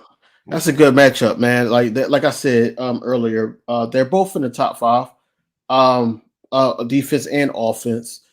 This would be a great matchup to see like who's the better team with the running quarterback, or just an all around team. National media will basically say that it's the Bills, but we know just by looking at the numbers, just by looking at what we got now, it's our Eagles. Our Eagles play too hard to the point where Josh Allen would not be able to do anything that he's normally do. And he's a beast. Don't get me wrong, but I think that um, this will be a great Super Bowl matchup to the point where it will be close. It will be close. But I would still have it like 31 to like 23-24. Eagles will win that on the strength of their defense. The defense alone will get them to win. You have Diggs and Slade going at it. Our edge rushers would probably go at it with their line, and also trying to stop their new running back in Hines. And then also Josh Allen, you got to keep your eye on him. So what most teams do, just like we were talking about earlier, is try to pick on Bradbury. But Bradbury is a shutdown cornerback this year as well. So you got to pick your poison with this team, and it's not too much you want to play with, because the way we roll it now, I really believe that with a team that that they say is caliber based, because they feel like that we didn't play anybody yet, even though the Vikings are 6-1, the Cowboys are still the Cowboys. Then you got Arizona that they thought they could beat us. Things, teams like that. And they even were saying that, don't sleep on the Jacksonville Jaguars when we played them, and we beat their ass too. So I say that to say this: Eagles will go to the Super Bowl, win the Super Bowl. If we in the Super Bowl, we're winning the Super Bowl. The point blank period. That's exactly how it's going to go. So this would be a decent and great matchup, and I will look forward to seeing it. I will sit up there and have a whole Super Bowl party just to see it. And would you like anybody else? No, Besides no, Bills? because I think the Chiefs would possibly be more of a mismatch, because our defense is not going to allow Patrick Mahomes to be Patrick Mahomes and start doing no look passes and things like that. We're going to buckle down, and we're not going to allow the deep pass. How Jonathan Gannon do, and then who else you got? You got the Dolphins. We owe them one from the preseason. So those three teams I can see, but the Bills will probably be my pick.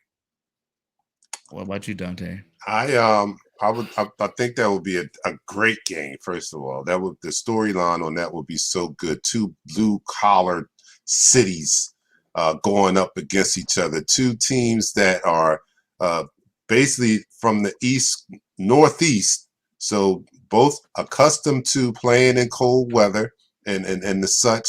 A gritty game, and as it stands today, these are the two best teams in the league right now. So that would be great. But me, I just want the ring. So I want the path of least resistance. You know what I'm saying? That would look good on paper, but I just want to win. I want the path of least resistance. I would like to play the Kansas City Chiefs. I would like to play them. Great storyline. We play our old coach. We play against arguably the best quarterback of this generation. And I think it'll be an easier win. But I'm not discounting the fact that the Buffalo game would be a great matchup. I just would like the path of least resistance, the one that's going to guarantee me a Super Bowl. That's the one I want. But I'm not opposed to. I'm not scared of Buffalo. Don't get it twisted. I think we beat Buffalo also. I think we are the best team in the league. I don't think there's a 1 and a 1A. I mean, I think that it's just a 1 and a 2, and we're that 1, and they're that 2. Yeah, facts, man. Facts. I don't think anybody can touch our stuff. I don't think anybody's on our level, and I don't care what the schedule. If anything, I feel like those Western Conference teams, you know what I'm saying, those AFC teams are beating each other up to the point where, you know, they'll have to struggle in the playoffs. You know, Kansas City versus Buffalo, you know, Miami versus Buffalo or Kansas City. It's like they have to go through a tougher gauntlet to get there. I mean, they're playing higher level competition, man. They're going to get hit by better players to the point where if we did take this smooth sailing to the Super Bowl, we'd be ready for them, you know, because we, like I said before, we beat Minnesota. We beat, you know, the Cowboys. We will beat the Giants when we beat the Giants. You know what I'm saying? Like, those are things that will happen all the way up to the point. It's like, who else is going to make the playoffs in the NFC East? I mean, not East, but NFC in general. Tampa Bay, maybe. Green Bay, maybe. Like, we will play Green Bay, and I believe we beat those guys as well. It's like, we're already going to the playoffs, beating all your competition that you're telling us that would be a challenge to go to the Super Bowl. You know, like, we'll be that team. Like, Bills might not be able to say that because there's a lot of good teams in the AFC. You know, there's a lot of good teams that can make it to the Super Bowl in the AFC because they could have beat a couple of them, you know, but at the same time, they could probably lose to one or two of them, you know, and then in the playoffs, whatever happens, happens. But we would have beat every team that will be our challenge till then.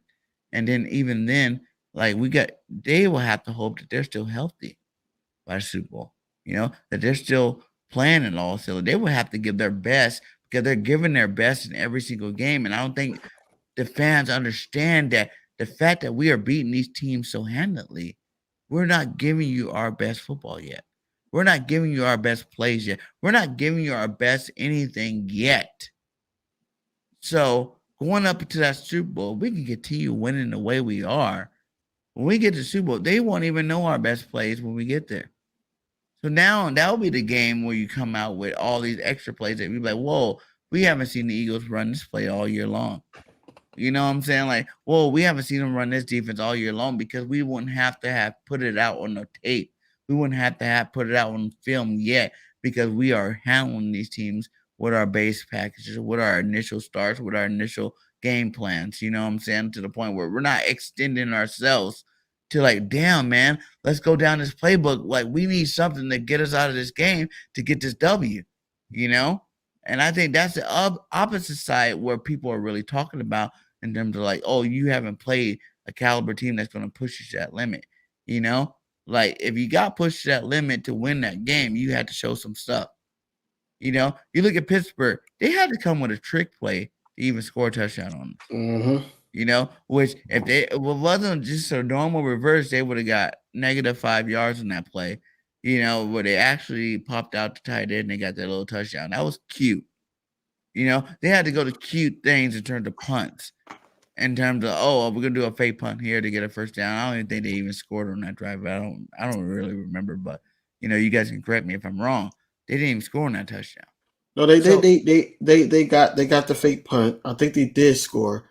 I think that was the same drive, but they did get penalties as well to help them.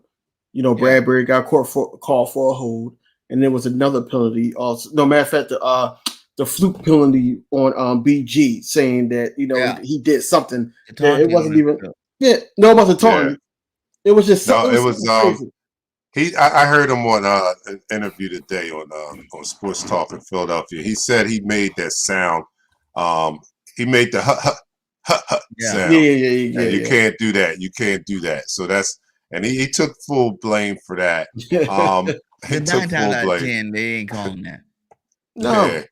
He said, you know, you can fake him, you know, fake jump at him, and he did that, but he did it, and at the same time he was like, and you know, kind of drew him off sides. But let's get back to like what you said. We're not showing all our playbook, and that brings me to kudos needs to go out to our coaching staff, man. I've been very, very impressed. And I've been saying I sound like a broken record if you see me on any other program, mine especially, but I got to give kudos to Steichen and John and JG and the coaching staff, because as much as we talked about as big of a step that Jalen Hurts takes this year, it's going to greatly depend on how successful this team is going to be or was going to be this year, we also, or at least I thought that we needed to see a big improvement from the coaching staff. We needed to see their growth also. They were rookie coaches last year. That was a young rookie staff last year, and they did a good job. Don't get me wrong. They came in and they led this team to the playoffs, and especially after the 2-5 start to go 7-2 the rest of the way. That was incredible. So I give them kudos for that, but they improved upon that. They kind of had the Mamba mentality also, that they didn't rest on their laurels. They went out and they got better. The play calling got better. The play design got better. Having Jalen in the system for a second year was a big bonus, because then they got a good chance to mold that offense around what Jalen Hurts does best and adapt it to what he improved in from last year to this year. And you can see that Jalen Hurts and this offensive scheme is fitting like a glove.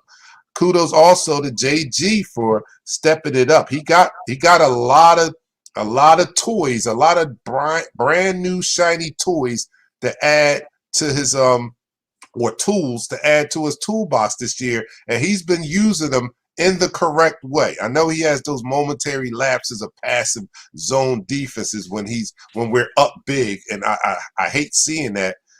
He needs to not take his foot off the gas pedal in the second half. But I see what his perspective is. He's up big.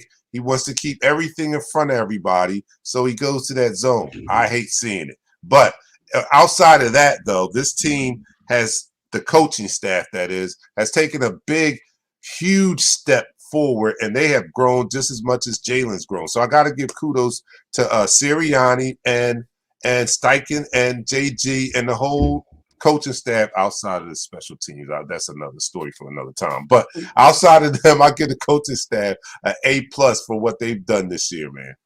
And me and King talked about this in terms of our return game. Like, what would you like to see done with this return game? We didn't make a move. You know, like I told everybody, I wish we would have went to Pittsburgh and gave him a 4th-round pick for Sims, because the way he was returning kicks against us, it shows some excitement. It shows some, skill levels. Like, Kobe's not that dude. Kobe's not showing us nothing. Nothing. You can catch the ball safely. Who cares? That's what you're supposed to do.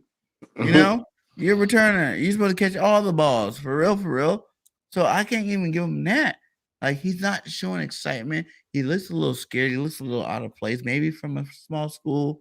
He's out here playing NFL. He doesn't feel like, he belongs there. You see that with players all the time. You've seen the Jalen Reagors of the world, who was a star in college, but he didn't never really grasp what he can do in an NFL. And now you still see him on Minnesota not making plays. So it's like, come on. Like, I think he psyched himself out early to the point where you seen him come after that, week 1, where he's like, I just really need to focus. I need to come out and, like, I feel like I'm letting the team down type stuff. And it's like, man, when you're in the NFL, you got to have that it factor. You know what I'm saying? Especially to be a returner. Returner is like, that is your main pride. You've seen Dante Halls. You've seen the Devin Hesters of the world. They knew that even if they weren't a star receiver or running back, that they were a star player in this league because they can return those kicks. And Kobe's not that guy. Like, we got Devin Allen. We got Gainwell. We got Boston that's not getting the ball. You know what I'm saying? I would love to see, like I said earlier, Smitty can be a punt returner in crucial situations like Deshaun Jackson was. Only like Deshaun Jackson. I'm not saying he needs to be a punt returner, but, if a game was close, you need to throw a returner back there. Go throw it. Go ahead. I'm down with throwing Smitty back there. But other than that, like, I would rather have a consistent returner that can, get some yards in his return. I wouldn't want to see him back there because, number one, I think he's too valuable. But no, not number one. That's number 2. Number 1, I'm not so sure that it's the returner that's not getting it done, and more of the scheme of the blockers in front of him. Does he really have that many alleys now? I have to admit, I have not even in looking at the film over and over, I don't pay attention to the special teams as much. But so I would have to go back and look at it again. But from what I'm hearing from my co-host whose opinion I trust, it seems to be that it might be more of the special team scheme, blocking scheme, that may be hurting him more than his ability. So with that being said, that's why I wouldn't want to see Smith back there, because if they're not blocking as they should, I think Smith is too valuable to be put in harm's way like that if the blocking scheme is not up to par. So I don't want to see him back there. Now, if I look and see that this scheme is adequate and somebody who has a return ability can make something out of it, then maybe he could be back there. I wouldn't be beyond it. But the way I'm seeing it so far, the blocking, Covey has nowhere to run. He has nowhere to run when he gets the ball. So I can't put it all on him. At this point, I'm happy that at least we have somebody that's fielding the punts at this time, because last year, we had problems with that type of stuff. So just that is an improvement over last year. But the coach has to do a better job in getting this special teams unit ready to compete every week, because I haven't seen a week. The Eagles have a week of a special teams unit as we've had these past couple years in a long time. So again, that's why I point to the special teams coach. Yeah, it is coaching, man. And to your point, I don't want to see Devontae Smith back there. They did that last game. I ain't like it one bit. I didn't. I wanted to see Quez back there. I see somebody in the chat said that Boston Scott. I would have loved to see him back there. I want guys that's going to be able to make a play. You don't even have to be taken to the house every time. Just basically, hey, give me a big yardage to get us to the 40. Give me big yardage so we can be in their territory. Something. No, it's just Covey is not that guy. He's not. We threw him in there too damn soon. Only because of Devin Allen. Devin Allen was supposed to be that, but it is what it is. I think that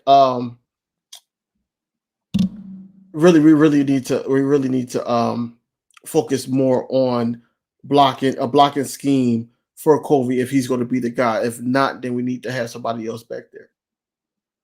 Yeah, man. I think we need to give Devin, whoever, a chance to go back there. You know what I'm saying? Like I said, I don't want Devontae there being the main guy back there at all. Don't get me wrong. Like, I don't want him back there returning every kick. He is definitely too valuable for this offense.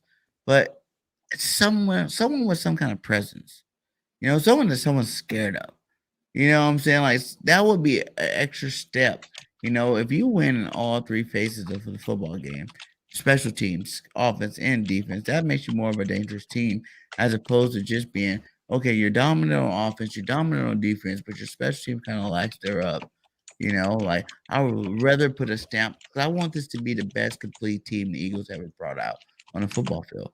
And I feel like they are, but there is still that weakness. That and the third safety, what I'm saying? Like, those are some weaknesses that we definitely, we can say we have. And I don't want, even if we go 20-0 and, win a Super Bowl, I don't want them to be like, but there was this, there was that. I want it to be like, yes, that was the best team I've seen play football ever. Because that's what we're going towards. We're kind of winning and over exceeding expectations to the point where it's like, okay, yeah, if the Eagles win Super Bowl, they just win Super Bowl. It's more like, this is one of the best football teams ever. Ever. And it's hard to think about, but it's like, ever. There hasn't really been another football team. So it's like, I want to see this definitely go and be that team, the best team we ever seen. Mm-hmm. Yeah, and let's not do this too. Let's enjoy this ride. Let's enjoy this ride. I know we're hyped. We're definitely homers and we're fanboys at this point. But let's enjoy this ride, man. Because I got a co-host and I love him to death. But he'll come on after every game and he'll find that whatever we did wrong. You know what I'm saying? Like, I'm like, dude, we won the game. What's wrong with you? But I get it. He played football. He's like a coach mentality and all that, and I get it. But if you're so hyped on that, you're going to miss enjoying this process, man. And then we don't know what's going to happen down the line, but we need to enjoy every win. And I'm hyped. I enjoy every win we have. Like BG said, man, it didn't matter to me that we weren't finishing games so much. It mattered to me that we were winning games. You know, that's what mattered to me most, because I figure the more we win, the more time we'll have to clean up what we need to have. But I'd rather clean that up with a winning streak than to clean it up with 3 or 4 losses on our belt. So I appreciate the ride, appreciate the process, and don't get too ahead of ourselves, man. But I'm about to get out of here, but woo. Y'all put a hottie on here, huh? I think I might stay. But no. Right? All right. I got it. Hey, what's going on? Hey, how are you?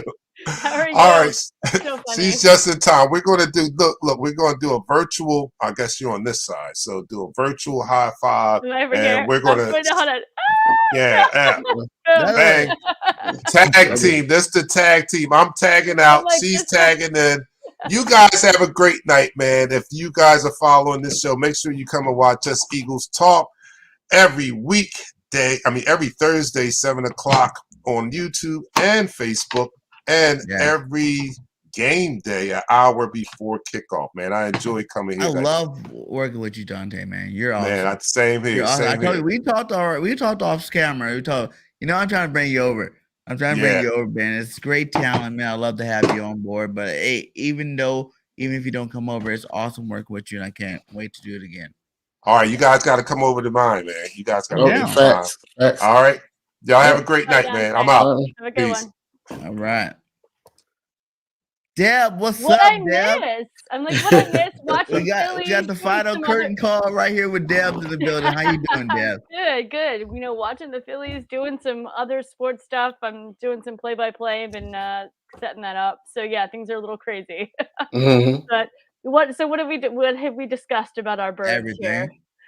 We've been on here for almost 3 hours. Shout out to I the can Queens team up in here. tell. We've been on here for like 3 hours, but we are still talking some great Eagles There's content right now. tons of stuff to You know talk what I'm about. saying? Like, so for you, Debs, you can just go ahead and let us know how you feel about the team. You know, how'd you like the game? You know, we're gonna kind of catch you up to speed. It's gonna be hard because there's a lot of catching up. I mean, I'm gonna let DV ask a couple questions with you. I'm gonna go ahead and let you know. Like, first start off, like, let us know how you felt about the last week's game against Pittsburgh Steelers. I mean, we ran over them. Is there anything else more to say? I mean, poor Kenny Pickett. I mean, the Eagles are on fire, and there's nothing else really more I can say. Going 7-0, about to be 8-0 in first time in franchise history. Super excited about that. I mean, Jalen Hurts has won 10 consecutive starts now. It's the longest streak by a quarterback in Eagles franchise history. He's set career highs. I mean, I can go on. I have like a list here because I just did a pre-show. So, and for y'all don't know, Debbie is just as much of a Jalen Hurts freak as I am. You know what I'm saying? Just as much of an Eagles freak. That's why I love working with her, because she is on the same level in terms of. And that's the best. funny thing. Prior to the season, I was a little iffy. I wasn't sure if he was our franchise quarterback, but being at that the first home opener at the Link, sitting there watching him play, watching the team play against the Vikings. I mean, it's definitely he's it. And I'm excited to see what the rest, what this team does for this season. I mean, AJ Brown. I mean, oh my God, I might be in love with AJ Brown too. Right? I mean, AJ's that beast. Registered 6 receptions for 156 yards and 3 touchdowns last week. The 3 touchdowns obviously came, in the first half, 39, 27, and 29 yards. And he became the first player since Drew Bennett to have 3 receptions of 25 or more in the first half of the game. So there's my stat on AJ Brown. Okay. I can keep going. When you seen this, Deb, what did you think? When you Well, seen that, what did when you I think? what AJ Brown? Yeah, when Mhm. you seen AJ and he I did this. mean, oh, that. Yeah. I'm like, wait, what? You or you? Neither one of you. I mean, All that's right. hysterical. I love the fact. I love that all the players now are doing. We're every after every play, we're doing some kind of dance, which I'm a dancer. So I love that. I love when the players kind of mock a little bit. It's football. Yeah, man. And that's another thing I wanted to talk about too. Like, and if you think this team can't go farther, if you think they can't get better, these guys are out there having fun playing Hmm. football. Like Hmm. they're having fun, and that is the most dangerous part about all this. Because at the end of the day, football is a sport. It's a Hmm. game we like to play for fun. You know what I'm saying? Like if you're not having fun playing, you're probably not playing at a high level. But as many of these guys are out there just having fun, Hmm. it's And like it's showing. it's showing. Look at it, right? That was one of the ones I was talking about. To be honest, I call them Right? Uh-huh. little touchdown dances or however you want to Mhm. call it. But no, they're having fun. I mean, I feel like and the Phillies are out there having fun now too, and that's I think part of the reason why we're in the World Series right now. Um, so yeah, I mean, it's a fun season. The guys are working hard. I think we can go better. Even get better than we are now. I mean, 8-0, hopefully undefeated. I had said originally 12-5. Hmm. I think Oh, look at that I change. think that's gonna be better. I think we're gonna be better than that. I'm not sure if we're gonna go undefeated. I would love that, but I mean, I think we might lose maybe 1 or 2, but that is it. Mm. Facts. Because it is a possibility undefeated. Like I'm gonna ride that wave. Oh wow. I'll ride it I too, but told you guys 17-0 to prove it otherwise. I came in saying 14-3. But when I said it, I said it's hard for me to figure out 3 losses. And I think each right. show that I did, I had probably a different loss in there. But for Well, me, all those losses, we already played those teams. I was like, right. Justin Jefferson in Minnesota, maybe Mhm. that's a big game that we can lose. Maybe Justin Jefferson goes off on us and we lose that game. I said, Carson Wentz, and we don't even get to play Carson the second time. I know. So And Mhm. it was that game did is I done call and that? deal. Did I call that Wentz was You called it. not stepping on the field at the link? I called Right. it. Yeah.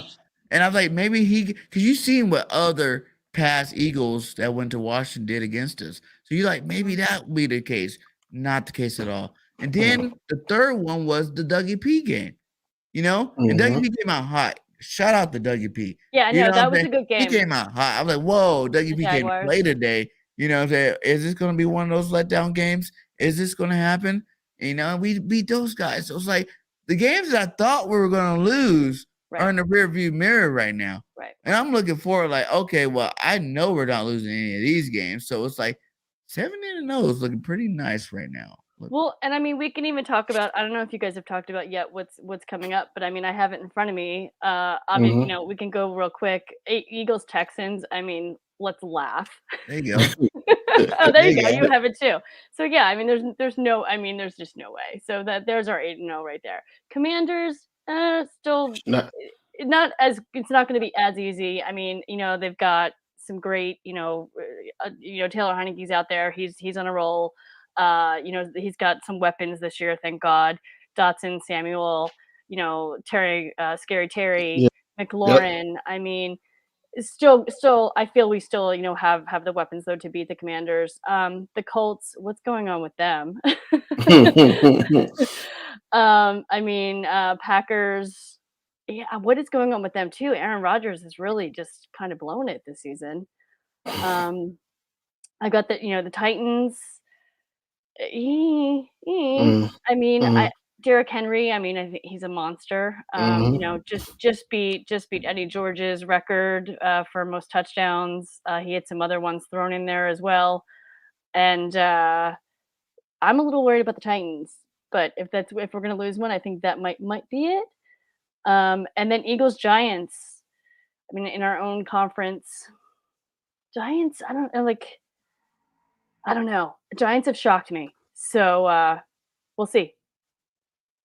I don't know. Yeah. Well, it looks like people are more worried about Green Bay than Yeah. What's the 71%? The only team they look like they That's the worried about Giants. is us playing the Cowboys again, and we already destroyed those Right. guys.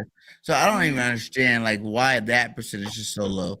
It really makes me mad, to be honest. Like, I'm Right. like, what? We just destroyed those guys. You think that later on in the season, like I can understand. So let's go. Let's look at this. If we win Houston, Washington, Indy, Green Bay, who's this? I gotta take down a comment because I can't see. Tennessee. That's a Tennessee. Yeah. Green Bay, Chicago. What is that record right there? That's 1, 2, 3, 4, 5, 6, 7. 7. 14-0. How many? 14-0. 14-0. At that point, we're number 1 ranked, NFC. Like either one of these games, from the Dallas, the New York, or the New Orleans games, even though we own New York, do they really matter at that point? Like, are those really losses? Because are we really going to be playing players to worry about those losses? You know what I'm saying? Like, that's how I feel about, the back end and that schedule. It's like, well, if we already made it that far, then right. The only thing I worry about is injuries. That's the only thing I'm worried about in general with this team, with this rest of the season. That could be bad. But I don't want to think negatively. So we're going to say no injuries and go with that.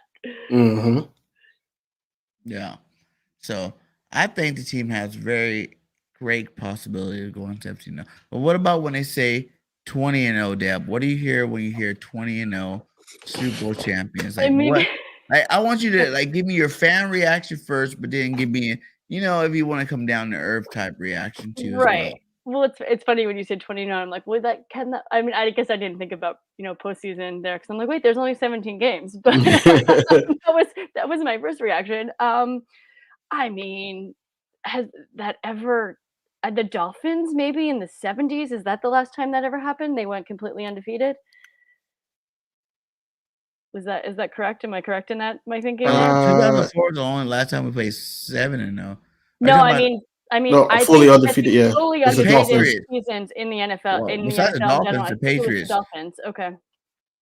Where the Patriots went what were they 17-1 or 16-1? What was that year? Has anybody ever gone completely undefeated, including the Super Bowl? No. Just the Dolphins, right? I thought the Dolphins did, but they did.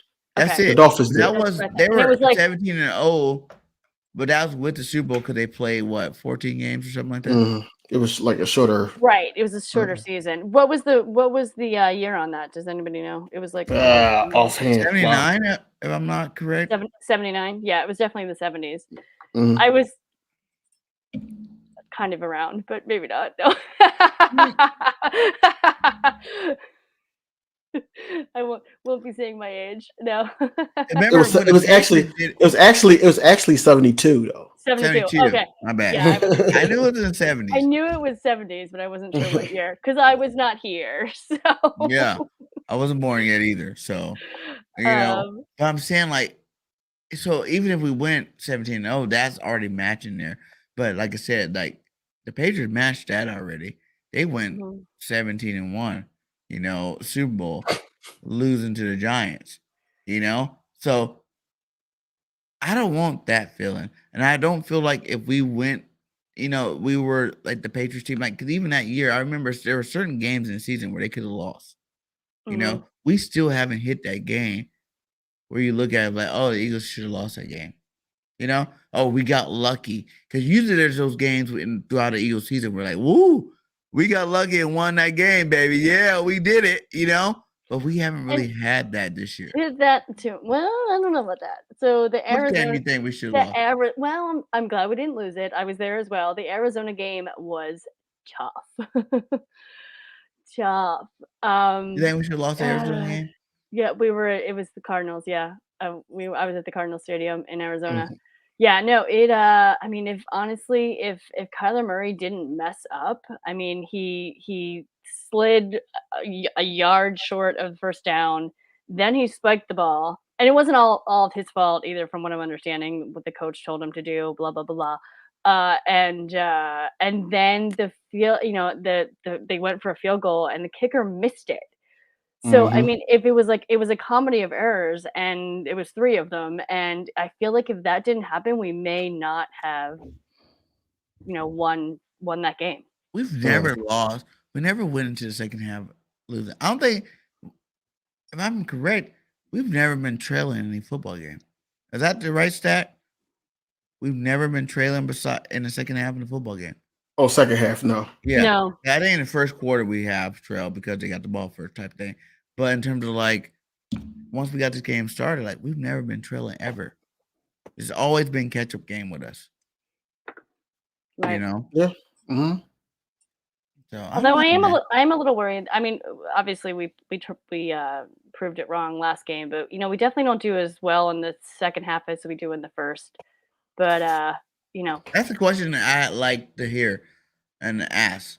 Do you think that's more because of what we done in the first half? Because for me, we dominated in the first half to the point where it's like, okay, game over. And we're going into halftime feeling like game's over. Like, so we're running out the clock the second half. We're doing vanilla play calling in the second half just to run that clock out, just to get off of this field. You know what I'm saying? We could be disrespectful. We can come out there and just keep slamming points down there, but you're also giving up advantage in terms of you're also having to go into your playbook and do plays that execute at a high level over and over again, to keep running up the score.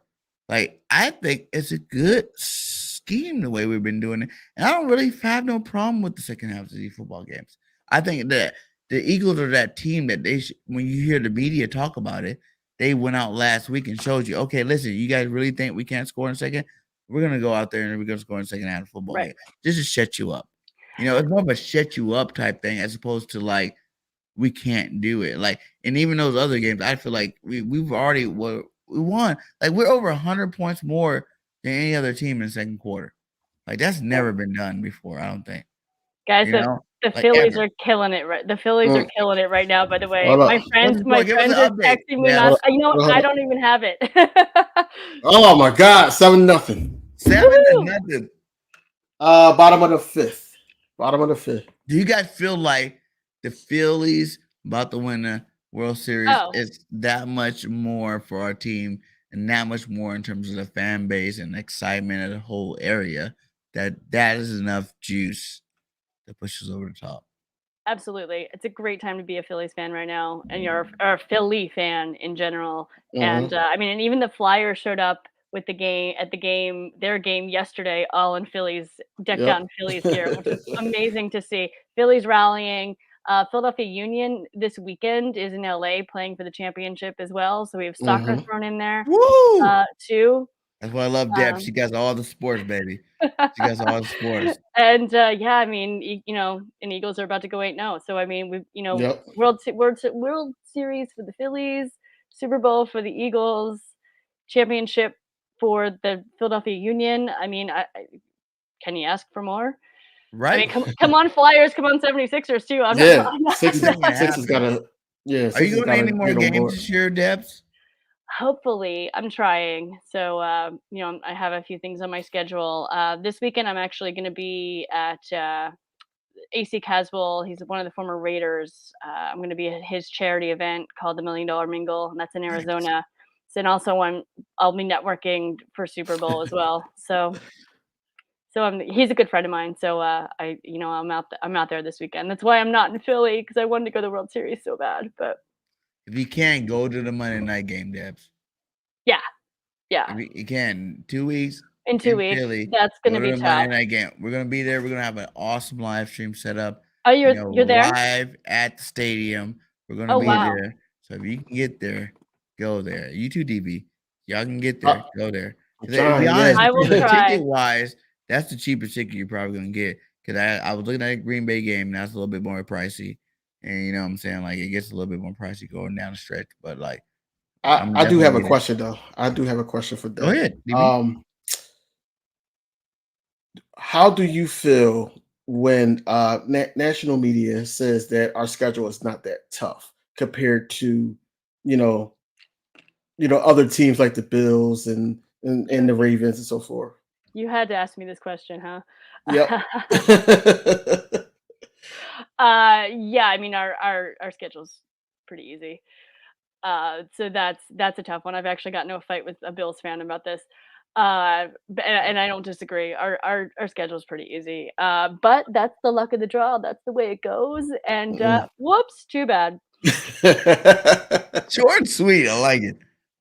I mean, and everything will come to light in the postseason. I mean, postseason's a totally different game. It's anyone's game. So if the Eagles are as good as everyone thinks they are, then they'll rule in the postseason as well. Right. What do you think about that, though? Because I think I explained earlier how I feel like we have played the best teams in our division. Especially once we played the Giants. Once we played the Giants, we literally, once we beat the Giants, we beat all the next. We're number one in NFC East. I mean, not NFC in general. Number two's Minnesota. We already beat those guys. Number three's Dallas. We already beat those guys. You know what I'm saying? Like, all these other cats we've already beaten, maybe except for if the Niners come back, and they do their little stretch run at the end of the season. Right. All the rest of the teams we beat already.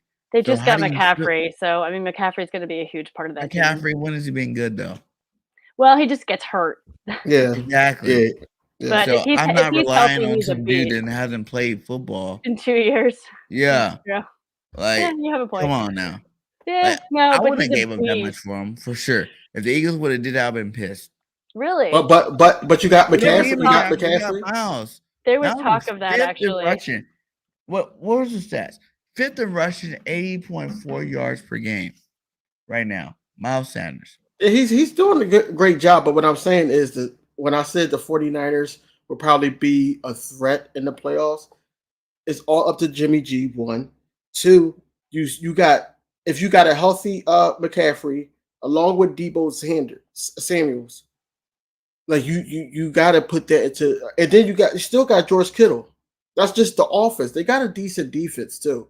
So you if they come along throughout the season, that's a team that I would be scared to face. But I'm not scared of nobody. I'll be scared to face them. Nobody. They should be scared to face us. I think a lot of people are scared to face us. That's what I'm saying. As of right now, yes. From this year's Eagle team compared to last year's, compared to the 2017 Eagles team, compared to the 2004 Eagles team, the last team that went 7-0, there's a difference in terms of the label, how you place us. 2004 was a great team. You know what I'm saying? Like T.O., all the boys. But they were not the team to beat. There were still like other teams in the league that you're like, whoa, you know what I'm saying? Like they're good, but this team are good too. We are the best team in football this year. I have to say, I was just at an NFL alumni event on Thursday, and all of the athletes were talking about the Eagles. So all of the former players, and one was an Eagle. He, Walter Thurman was there, so we had a discussion about everything that's going on. But Ed Blunt, former quarterback, he's San Fran. He called me the other day and was like, Deb, your Eagles are killing it. Congratulations. So they're the talk of the alum, at least. Or it's this year. And that's why I say we are built different. That's why I made cups. That's why I made shirts. Because this is something special, man. Like you gotta realize what we are witnessing. This team right here is the best Eagles team ever put together. Period. It's the best Eagles team. And they're showing you every week. They're breaking record. Career highs here. Career highs there. Best in offense. Best in defense. Best secondary in the league. Best, run. You know what I'm saying? Like, we are dominating every fashion to be like, wow, sit back. And like I told you earlier in the show, it's hard to really grasp the fact that we are that team. And I think that's what's really hard for Eagles fans to really grasp. We are that team this year. But like I said, we are used to the underdog mentality. Right. We're used to being that team that we didn't have the most complete team, but we're fighting. You know what I'm saying? We're dogs. We're hungry. We're going to go out there and we're going to scrap for those games. That game we should have lost, we won. You know what I'm saying? Like, that's how the narrative was always put on our team. This year, before the season damn started, you knew that we are that team to beat. But you couldn't confidently, support it because we ain't playing no football yet. Right. 8 weeks in, you done seen that we are that team to beat. And it's a different narrative. It's a different whole like placement in the league as a whole. But Eagles are the best team in football. Everybody got to get on our level if they want to compete with us. And that's what everybody needs to respect from here on out. Like, I don't think they understand that. I don't think they understand that they need to respect that we are the baddest fucking team in football right now. Because it's different when you're like, hey, they got this game plan. We're going to go do this game plan against them, and we're going to stop them. We are like equal opportunity, meaning you can bring whatever you want to us, offensively, defensively, and we will stop it the way you want us to. If you want to stop our run, we'll pass. If you want to stop our pass, we'll run. If you want to kind of stop both, we'll do both then and still beat you. We are the number one team in takeaways this year. Remember Dallas last year when everyone was hyping Dallas up? It's because they were the number one takeaway team in the league. We're them this year. We got the best roster this year. Who do you think's number 2? Who's number 2? Not that it matters, but it don't matter for one. Are you talking about curious. Division? Are you talking about an NFL? In NFL.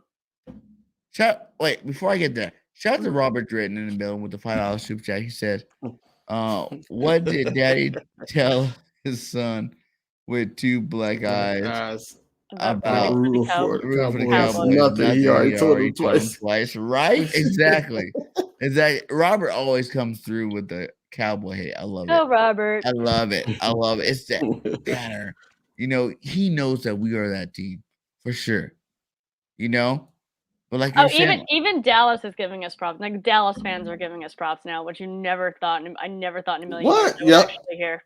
Right. Like I had a Dallas fan next to me. I was watching the Phillies game the other day, and he was giving us props. And he was honestly busting on Dallas in general. He was like, "I'm so disappointed. Blah blah blah. Dak sucks. Blah blah blah. Cooper Rush. He's like, did well, but not good enough. And blah blah blah blah." So yeah, like he's giving Dallas fans are giving us props now. Because listen, the funny thing about Dallas fans to me is like, let me be 100% frank with you guys. You guys are talking from third place. Shut the fuck up. Shut the fuck up. Okay? You can't talk from third place, my guy. I don't care how good your team is. I don't care if Dak's back. I don't care about none of that. You guys are in third place, my guys. Okay, so don't come in here with any kind. And look at Cole. Hey, shout out to Cole Cowboys. He's a part of the BGN network. But I will say second place. Second place, no, you're not second place, Cole. I don't care what you say. Yes, he is. I don't care about the record. You guys are third. I think the Giants are second. The Giants are second. Yeah. No, they beat the Giants. They beat the Giants. That's why they're hanging on to that. They beat the Giants. They got the same record, but they beat them. So yeah, they up one. I guess I'm a little worried about the Commanders. Yeah, exactly. We've heard more noise from the Giants all year than we heard about the Cowgirls. Period. So Cole, anyway, second, third is not number one. And like Nelly said, we are number one, no matter if you like us back and write it, whatever he said. But it's awesome. And that's what we are. We're sitting number one. We are the loud and wrong. To that point, that's funny. So wait, I was again at the watching the Phillies game. I was at a bar with a bunch of Philly fans, and we were my server was so frazzled, and so I looked at him and I go, "Look, I'm like, we're really nice, but we're just loud." And it was like the joke of the night was like nice and loud. Nice and loud. The Cowboys are praying. They are praying that the Texans. There's no way the Texans are going to win. No way in hell, Cole. I will wager. It's not happening. You can bet your kids on it. I was just ready to say that I was out of my mouth, but I would never actually say that. Not the Eagles. Period. We are 8-0. No way. You might as well say 8-0 Eagles. Because the Texans aren't going to be that team to do it. The record's 1-5-1. Yeah. Who? The Texans is Yeah, They won 5-1. Yeah, 5-1. they just lost. They just For lost. real? That's a record? Mm-hmm. 5-1? Yep. Oh my And god. they got that tie with the Colts, I believe. Yeah. They're not dangerous. They're not even good. They're not. I wish Brandon would have got traded because I like Brandon Cooks as a receiver. Yeah. And he should have got traded to a team that was worth his skill. Not the Cowboys, though. Not the it. Cowboys. I didn't get Yeah. we went to the Cowboys. You know why? Because like that's the funny thing. Like everyone's like, oh, word, if the Cowboys were to pick up a receiver, would they be dangerous? I don't give, I don't care who you add to that team. You guys messed up when you let Amari go. Because you thought CeeDee Lamb was Amari. And he's not even Amari. Like I don't care how much hype you want to give up to Lamb. He's a good receiver, but he's not even Amari Cooper. You see the difference. They only lost 2 games, yes. But you still see in their play the difference. Lamb was a lot better when Amari was there. You know what I'm saying? Like, Gallup was a lot better when Lamb and Amari was there. But now that you got Lamb and Gallup together being number 1 and number 2, they're not as dangerous. I'm not scared of them. The only person on that offense that really scared me is Tony Pollard. Yes. He's the underrated guy on there. Yeah, that's it. Enough love for sure. Because Zeke's hurt for the next 4 weeks or something. Oh, I know. I got him on my fantasy. Pollard's that dude. Like Pollard's pretty badass. I'm not gonna hate on Pollard. Like I like Pollard, and the only reason why I don't like Zeke is because Zeke got paid, and Zeke started living the life. And when you start living the life, my guy, your football play will go down. Like that's why I want Jalen to be modest. And I think he is. I mean, I think I he's want a Jalen to workhorse. be modest. He's an athlete.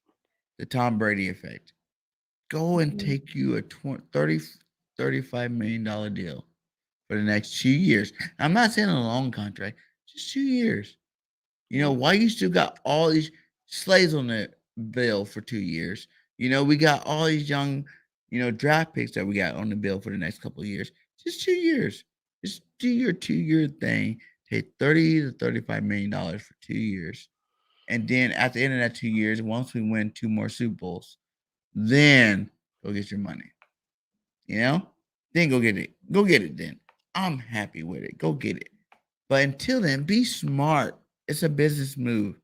Well, and that his entire team are women, his management team. So I don't think they're going to let him get to his head.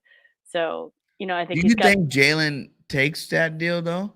Do you think how we got to resign him? I'm sorry. Oh yeah. It has to happen soon because the sooner you do it, the less money you spend. Period. That's the business. If Jalen keep doing what he's doing, he is changing plays at the line, which none of y'all thought he was able to do. For real. Like, let's keep it 100. Like, none of y'all thought Jalen was that bull. And he is the bull that's out there changing plays at the line like Peyton Manning. Scoring touchdowns like Peyton did.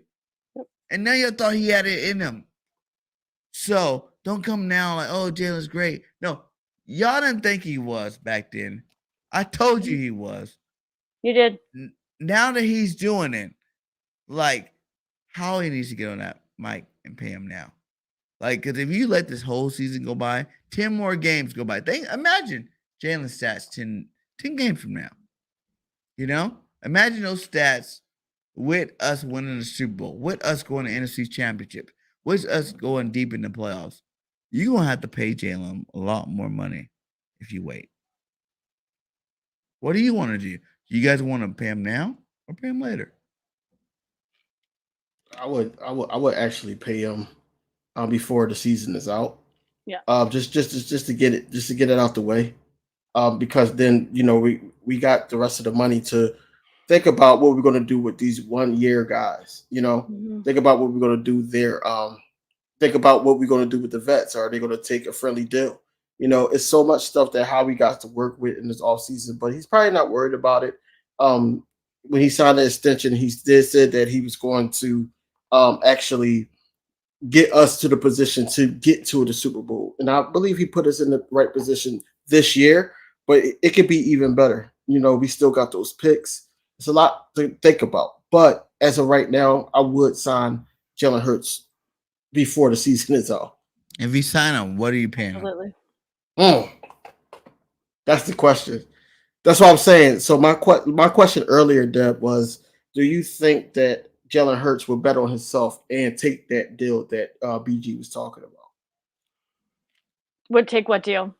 The deal where it's a 2-year deal and a 2-year extension, and then try to get 35 million. Yeah, get the big money after that. Because that 35 million, when you're making $4 million, that's a lot of money.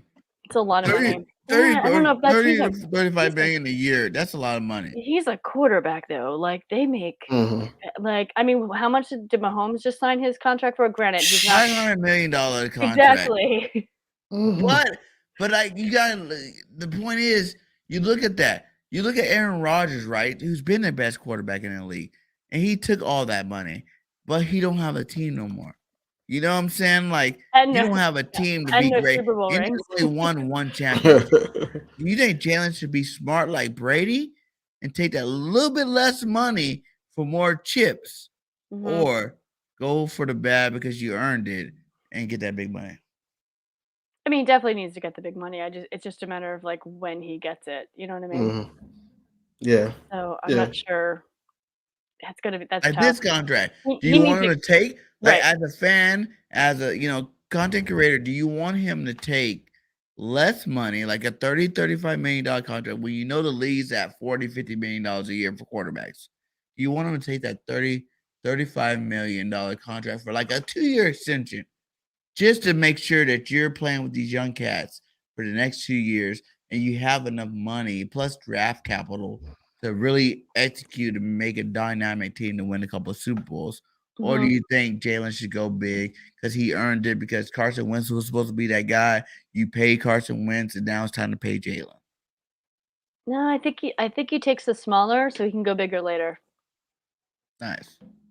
Yeah, I mean, I think you take the 2-year extension, a little bit smaller, show him, prove for more than one season that you can do what you can do, and then you can go really big, like Mahomes did. You know,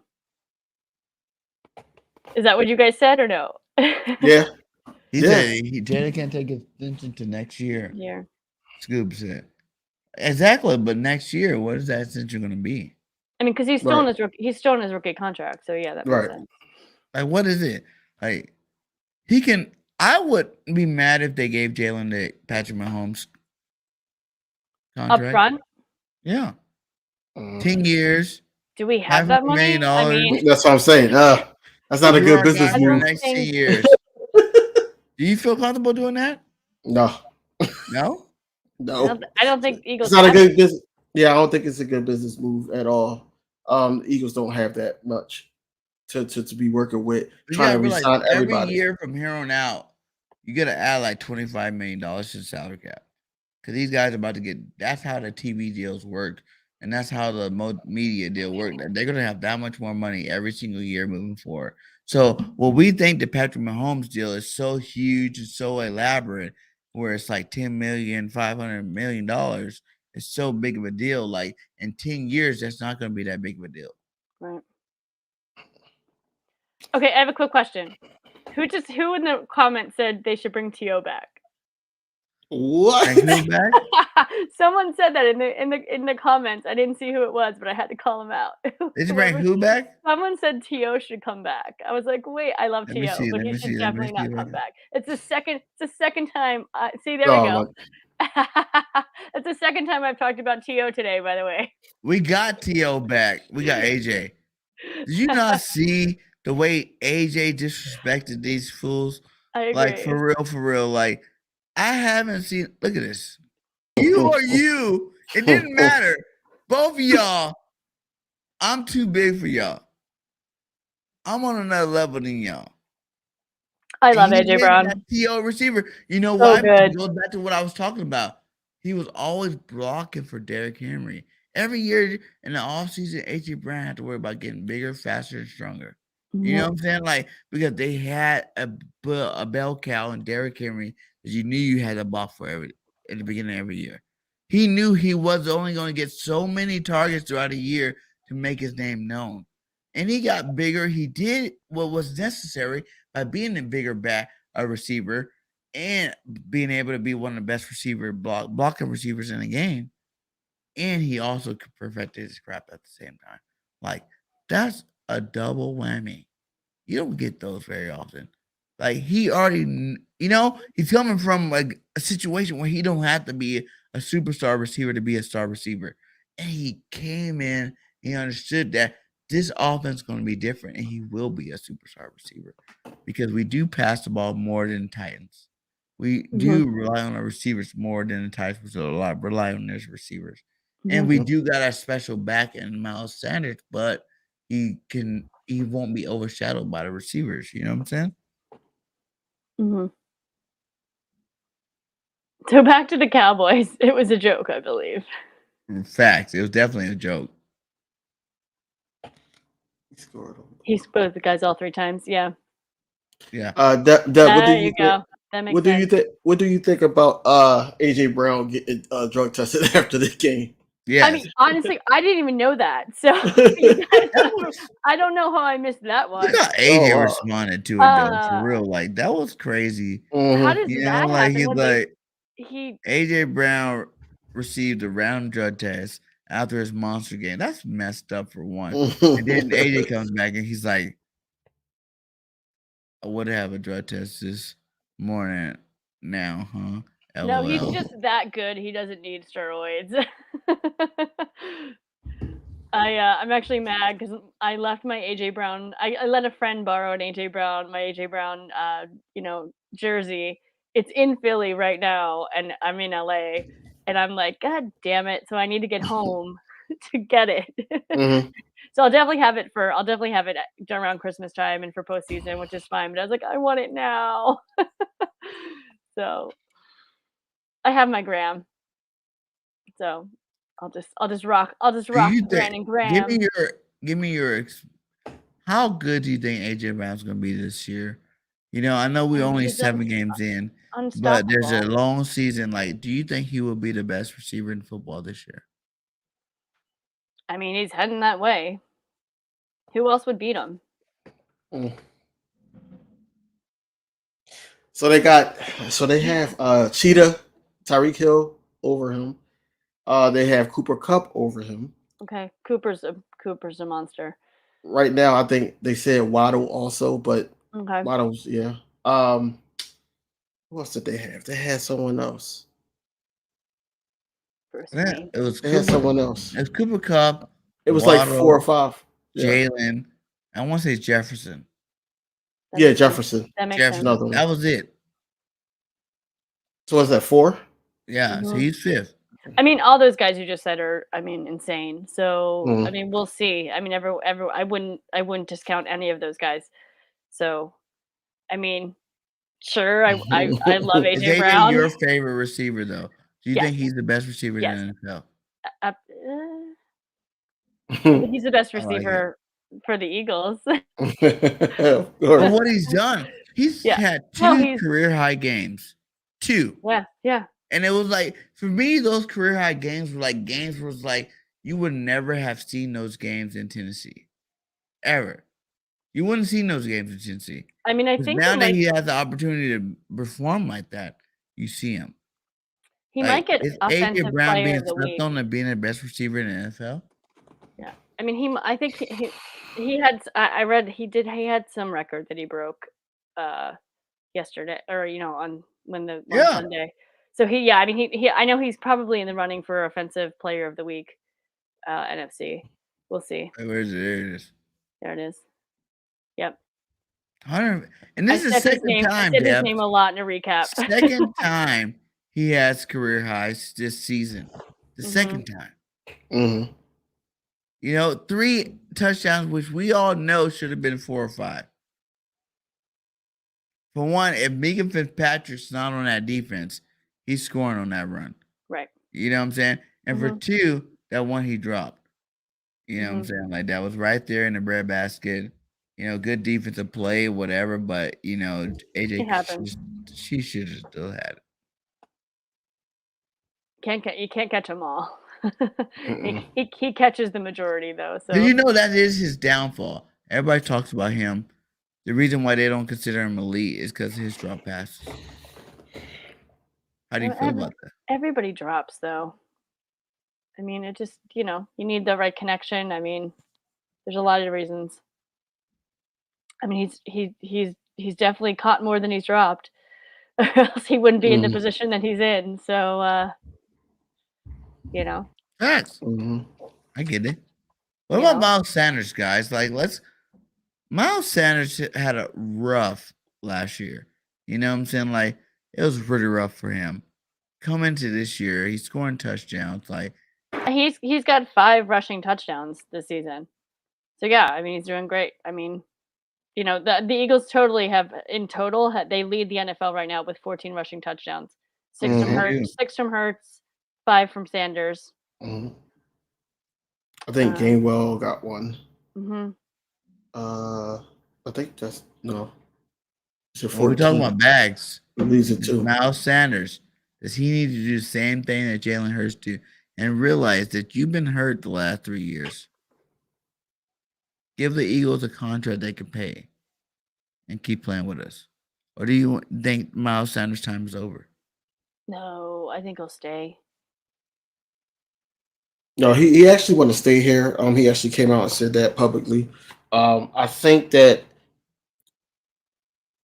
depending on how he ends the year, that determines what kind of money that he's going to be looking for.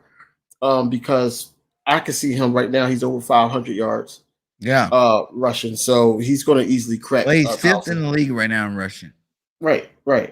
So I don't know. I honestly don't know because you still got some people that's Miles Sanders haters that's basically saying that if you throw Kareem Hunt or if you throw David Montgomery into this behind this offensive line, then anybody could do what Miles Sanders is doing. But like I said before, last game, the Steelers' run defense is not that suspect as we think.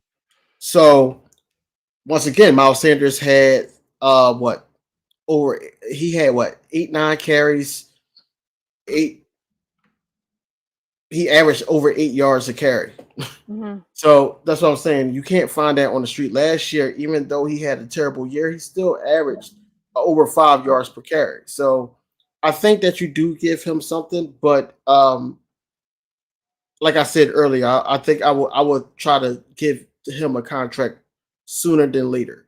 Because if not, then it's going to be a team that's going to actually need a running back, and he's going to get the money. It depends on what he wants to do mentally, because his mentality coming into the season was he wanted just to win games. He didn't care if it was a 1-point game. He just wanted to win games. So if he still wants to win games, and we're the best opportunity for him to keep continuing to do that, then I believe that he will stay here. What number is that?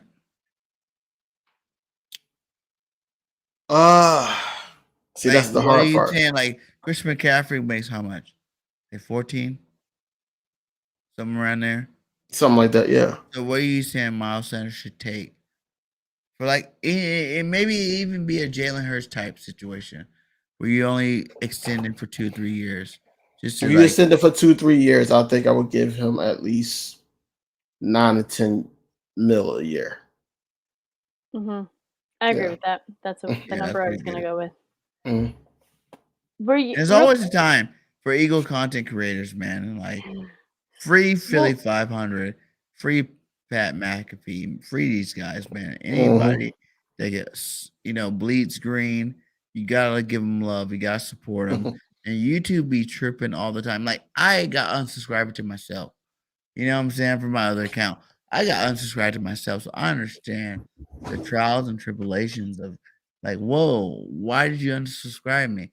Mrs. BIRDGANG got unsubscribed from me, and I doubt that she did that on purpose. You know what I'm saying? Like, so it's like the strike against Philly 500 and McAfee is stupid, and let these guys do what they do best and like give Philly fans the things that they need to produce at a high level. You know what I'm saying? So I am with you. You don't have to worry about it being a series or whatnot. Like, I love Philly 500. I love Pat McAfee. Both of them I watch, and hopefully that YouTube understands what they did and take that strike away.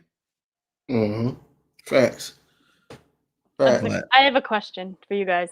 So since we got Quinn, were you guys shocked that weren't some more trades done before the deadline today? only trade I wanted today was Hunt. Okay. That's the only one.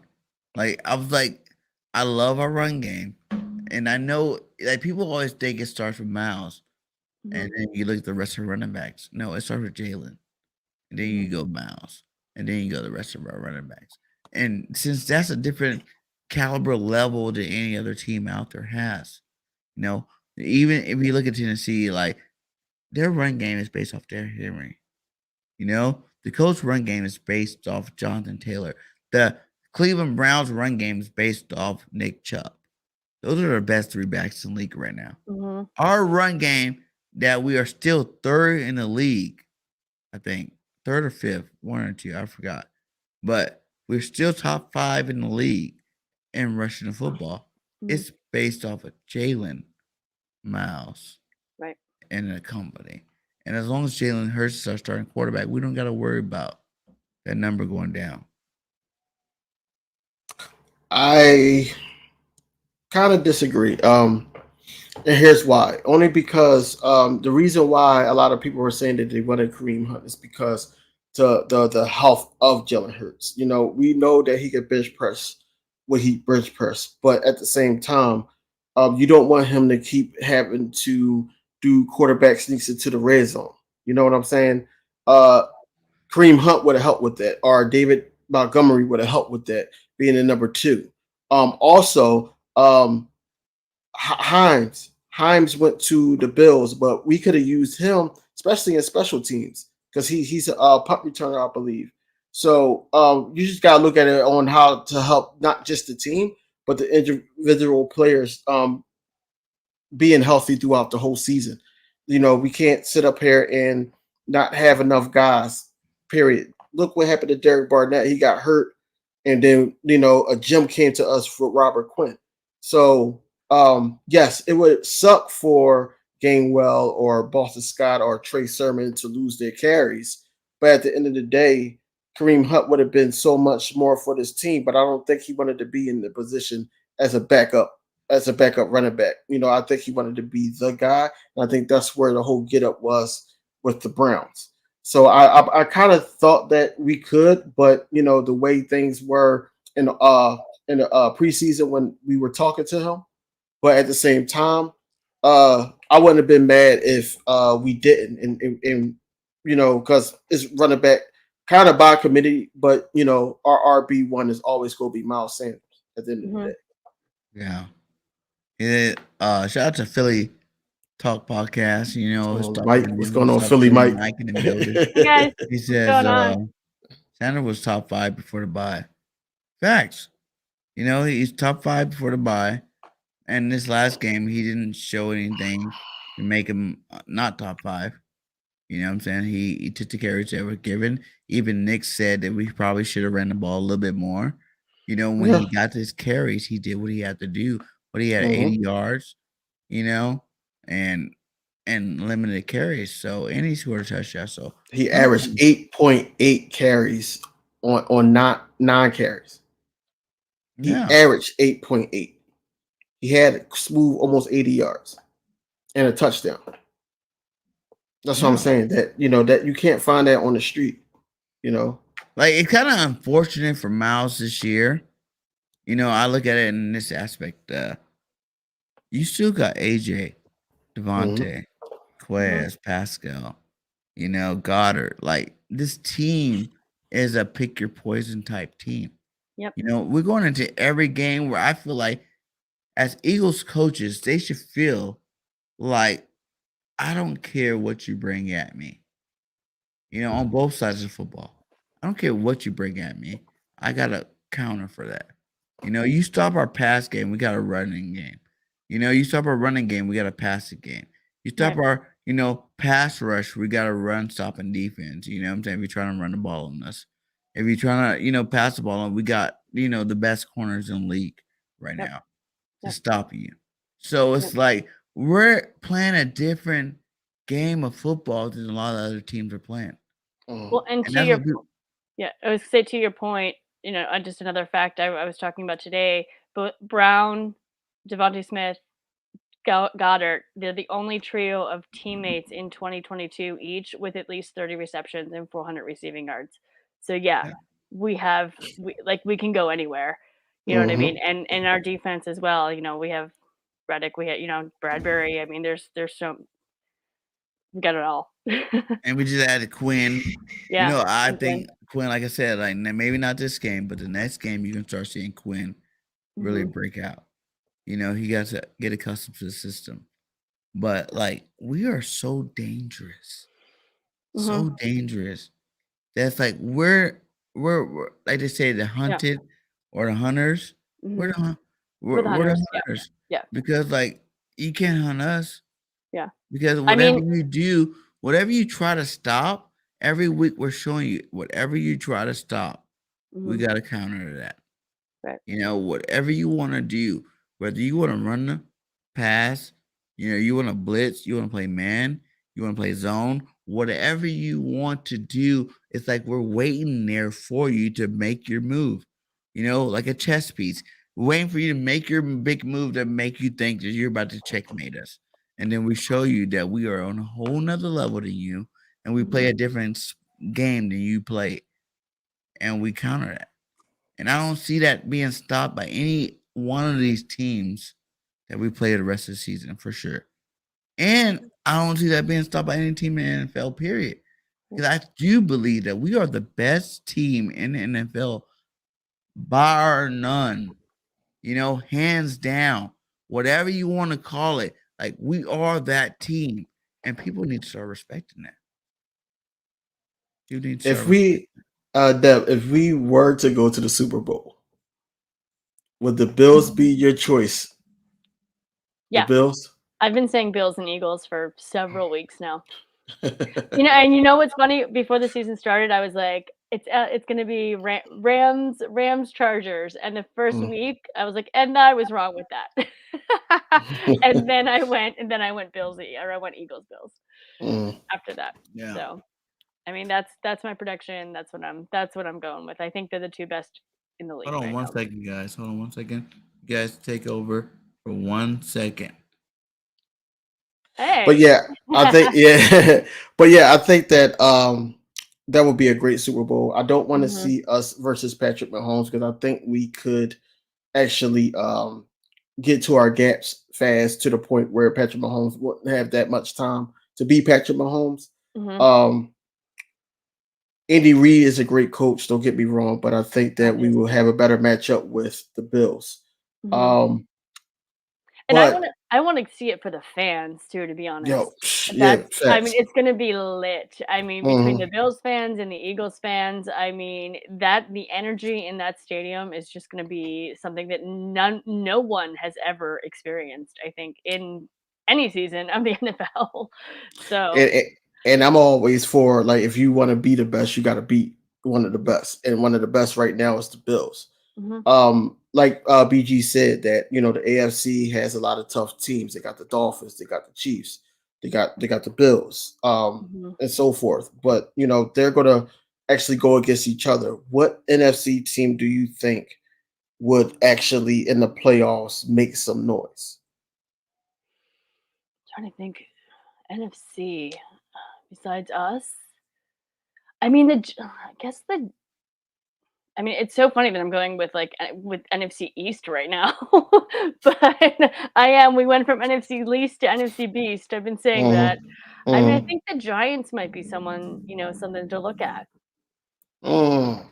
See, I was saying the Giants, but like I watched them against Seattle, and I don't think that they are that team that everybody thinks.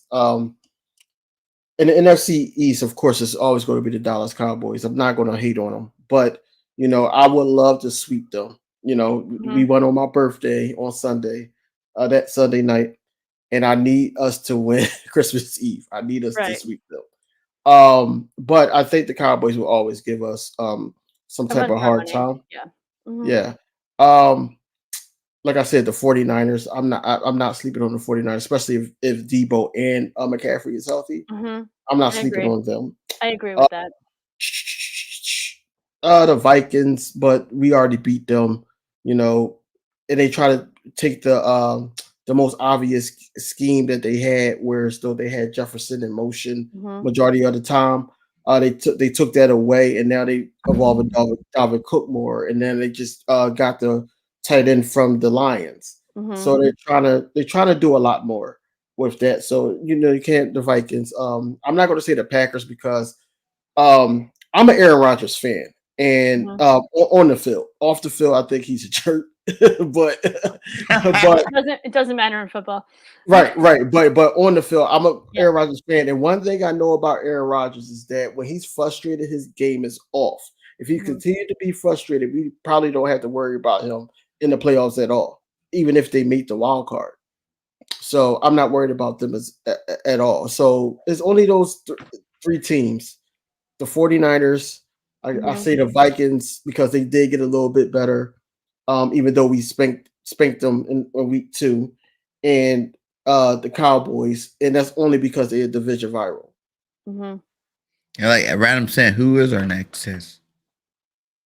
Hmm? Who's our next test? To be honest with you, Yeah. the Titans, I think the Titans too. because the Oh Titans yeah. got King Henry, and we just lost Jordan Davis. Now, if he's not back by then we're going to have our hands full with him. Now, I understand that you said that we could actually beat them if Derrick Henry still have 150 yards rushing, but that's one of our weaknesses. Is the run defense. We need to tighten up on that. We can't do that without Jordan Davis, especially against King Henry. He's going to be stiff arming, breaking tackles, things like that. And we got a lot of missed tackles in the third quarter of this season. So I've been watching. So with that being said, I think that will be our biggest test to go against that run game. Mhm. Yeah. Now, I'm not I saying agree. we're not going to win, but Right. that's the big test. That's the only game that I'm worried about, and maybe a So little bit. if we Yeah. blow out, say this, say we blow out the Titans, say Mhm. we go blow out the Giants, and Mhm. say we blow out the Cowboys for the second time around. Mhm. Will you guys punch in the Super Bowl ballot before the game even starts? Would you say that this team's won the Super Bowl already? Because I that's one thing I want to get fans to. I want to get fans to that point where they gotta realize that we have that team. You know what I'm saying? We have that team. And last year we did it with the Rams. Everybody knew no matter what happened through that Rams season last year, they were winning the Super Bowl. Like they were that good. They were that much better than everybody else. I think when they got OBJ, I was like, all And right, that was overboard, let's right? OBJ, Von Miller at the yeah, trading let's deadline. let's That catch was him up. overboard. Yeah, let's catch But him even up. the year before, Tampa Bay, when they went out and got all those people, you know what I'm saying? Like everybody knew that Tampa should win that Super Bowl. You know what I'm saying? That was their Super Bowl to lose. Like, I want Eagles fans to be in that same suit this year. When Because I think a lot are. I mean, I think a lot of people. I mean, I already booked my condo or my condo to go to Arizona. yes, I Granted already told mom she lives in Arizona. I'm I'm like, Mom, working I'm it. gonna I be in your hopefully. area Yeah. I mean, around we'll Super see. Bowl time. But I'm hoping to be all dressed in green for majority of it. So Yes, man. But hey, shout out to both of you guys for being out here, especially you, DV. You stayed the whole time with me tonight, man. Like, wow. I'm trying to do these, BG with friends in the nest type thing more often. I love being able to talk to so many different Eagles fans, content creators. You know what I'm saying? We give our own opinions about how we do things and how we believe with this football team. I'm definitely going to probably have the show once a week where it's like, you're going to see more than just BG. You're going to see like 3 other awesome Eagle content creators or, fans or whatnot. And we're going to talk some Eagles football, because it's good for everybody to get a lot of different perspectives, to get a lot of different heads. You get a lot of different heads in there, seeing what everybody else thinks about the situation. And it's always good talk when you're talking Eagles football. So Yep. we are 7-0, feeling 7-0. good. 8-0 Thursday. Like Thursday night. I want both of you 8-0. guys give me a hot take and the score position. Woo! I mean, Eagles all the way. I'm gonna go. I think it's gonna be a blowout. I'm gonna go. I think they're gonna hold them too. So, I'm gonna go 35-7. Woo! I like it. I like it. Jalen Hurts is going to show off when he goes home. I'm gonna let you know that now. That's his hometown. He's going to want to show off in front of his friends and family. But I do have the score 34-10. I got a 34-10. Yeah. And I already told you guys, like, I did the same hot take the last 7 weeks. And I'm going for it one more time, hoping and praying that Jalen can answer my prayers. Jalen Hurts 400 yards passing. To silence the critics forever. He's gonna get drug. He's gonna get drug tested. Right? He's gonna get drug tested. Touchdown game. You silence them guys. That's it. There will be no more asking if Jalen Hurts can do whatever the hell you want him to do. You know what I'm saying? Mm-hmm. So 400 yards, Jalen Hurts, multiple touchdowns. Eagles win 42-7. Nice. You know what I'm saying? Like, that is my goal. I think that they can do it, and I believe they will go out there and put it up there, man. But go ahead and give your last hot takes and where they can find you at on all social media platforms, guys. All right, guys. My hot take. I as an Eagles fan, I'm saying undefeated this season. As a sports reporter, maybe losing 2, but I don't know who is 2 or lose to at this point. But guys, you can find me at Sport Report Deb on IG as well as Twitter. Reach out. Love to talk football. Love to talk baseball too. I gotta go. It's the end of the 7th. Or I'm sorry, it's the bottom of the 7th right now. I gotta watch the 8th and the 9th inning to watch the Phillies win this. So in game number 2. Or at least brings the the score to 2-1. 2-1, yeah. Game 3. But that's it, guys. Reach out, say hi at Sport Report Deb.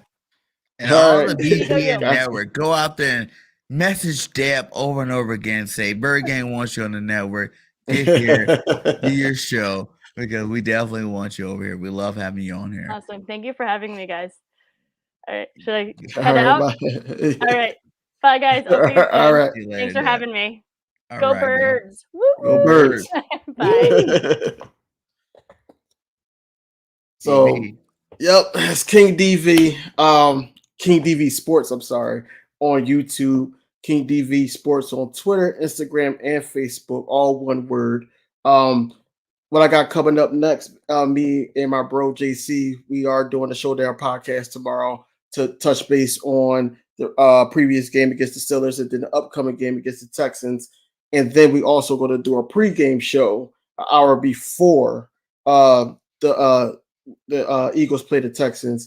And I'm mad because now it's on Amazon Prime. They were going to show it on Fox 29, but since the rain delay for the Phillies game, they decided to just do the Prime and not the Fox Sports game. But that's where you can find me at, man. I do talk Eagles, Sixers, man. I'm on the road to 500. I'm trying to get there. That's a small victory for me, and then I can aim for the monetization.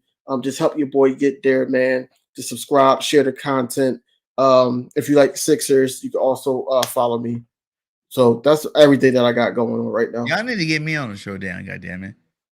But we waiting on you. On my show, I need to be on the Showdown podcast. We waiting on you. We waiting on you. Hey, and shout out to all you guys. Like I said, the network, we have went 1,200 deep. You know what I'm saying? We are 1,200 deep. We are a couple of hours away from monetization. BGN, go lock in on that, man. We're bringing the fire content. I want both of you guys to come on the network. I know me and JC been talking about it, but he it is what it is. I'm trying to get you guys. I need the best talent. I want the best, and you guys are definitely the best over there doing that show. Appreciate man. you. I love the Showdown podcast over there. So you guys lock in on us. Lock in my boy JC Eagles Talk. Lock in my boy King DV, and go lock it on Deb. Even Haley Taylor. You know what I'm saying? She wasn't able to come in. I promise you she'll be back on the show. So that's all I gotta say, man. The Eagles we are that team. You know, like the merchandise says, go get you some We Build Different merchandise ASAP. For real. Because we are built different. And this is a different team, you know, than any other team in the NFL this year. And it is 2022. So I'm not talking about 2021, 20, 19, 18, whatever. I'm talking about 22. We are built different. Go get your merchandise and let's go. Let's ride this ride together. I will be at the Washington Eagles game Monday night. You know, first home game for BG, you know, and family. And we definitely gonna do our thing, man. We're gonna be podcasting, we're gonna be getting out for free stuff. We're gonna be doing a lot of stuff out there. So make sure you guys locked in on us and come check us out. So hey, like I said at the end of my videos, fly Eagles, fly 7-0, baby. Like this one says right here. We are definitely unstoppable. You know? We are unstoppable. And until someone can show us that we are not unstoppable, I'm gonna keep saying it. We are unstoppable. We cannot be touched. We are on a whole nother level, like Meek Mill says. You know what I'm saying? There's levels to this shit, and the Eagles are number one. We are definitely built different. And lock in to BIRDGANG 31. We're on the road to 6K. Subscribe, hit that like. We be out. Peace.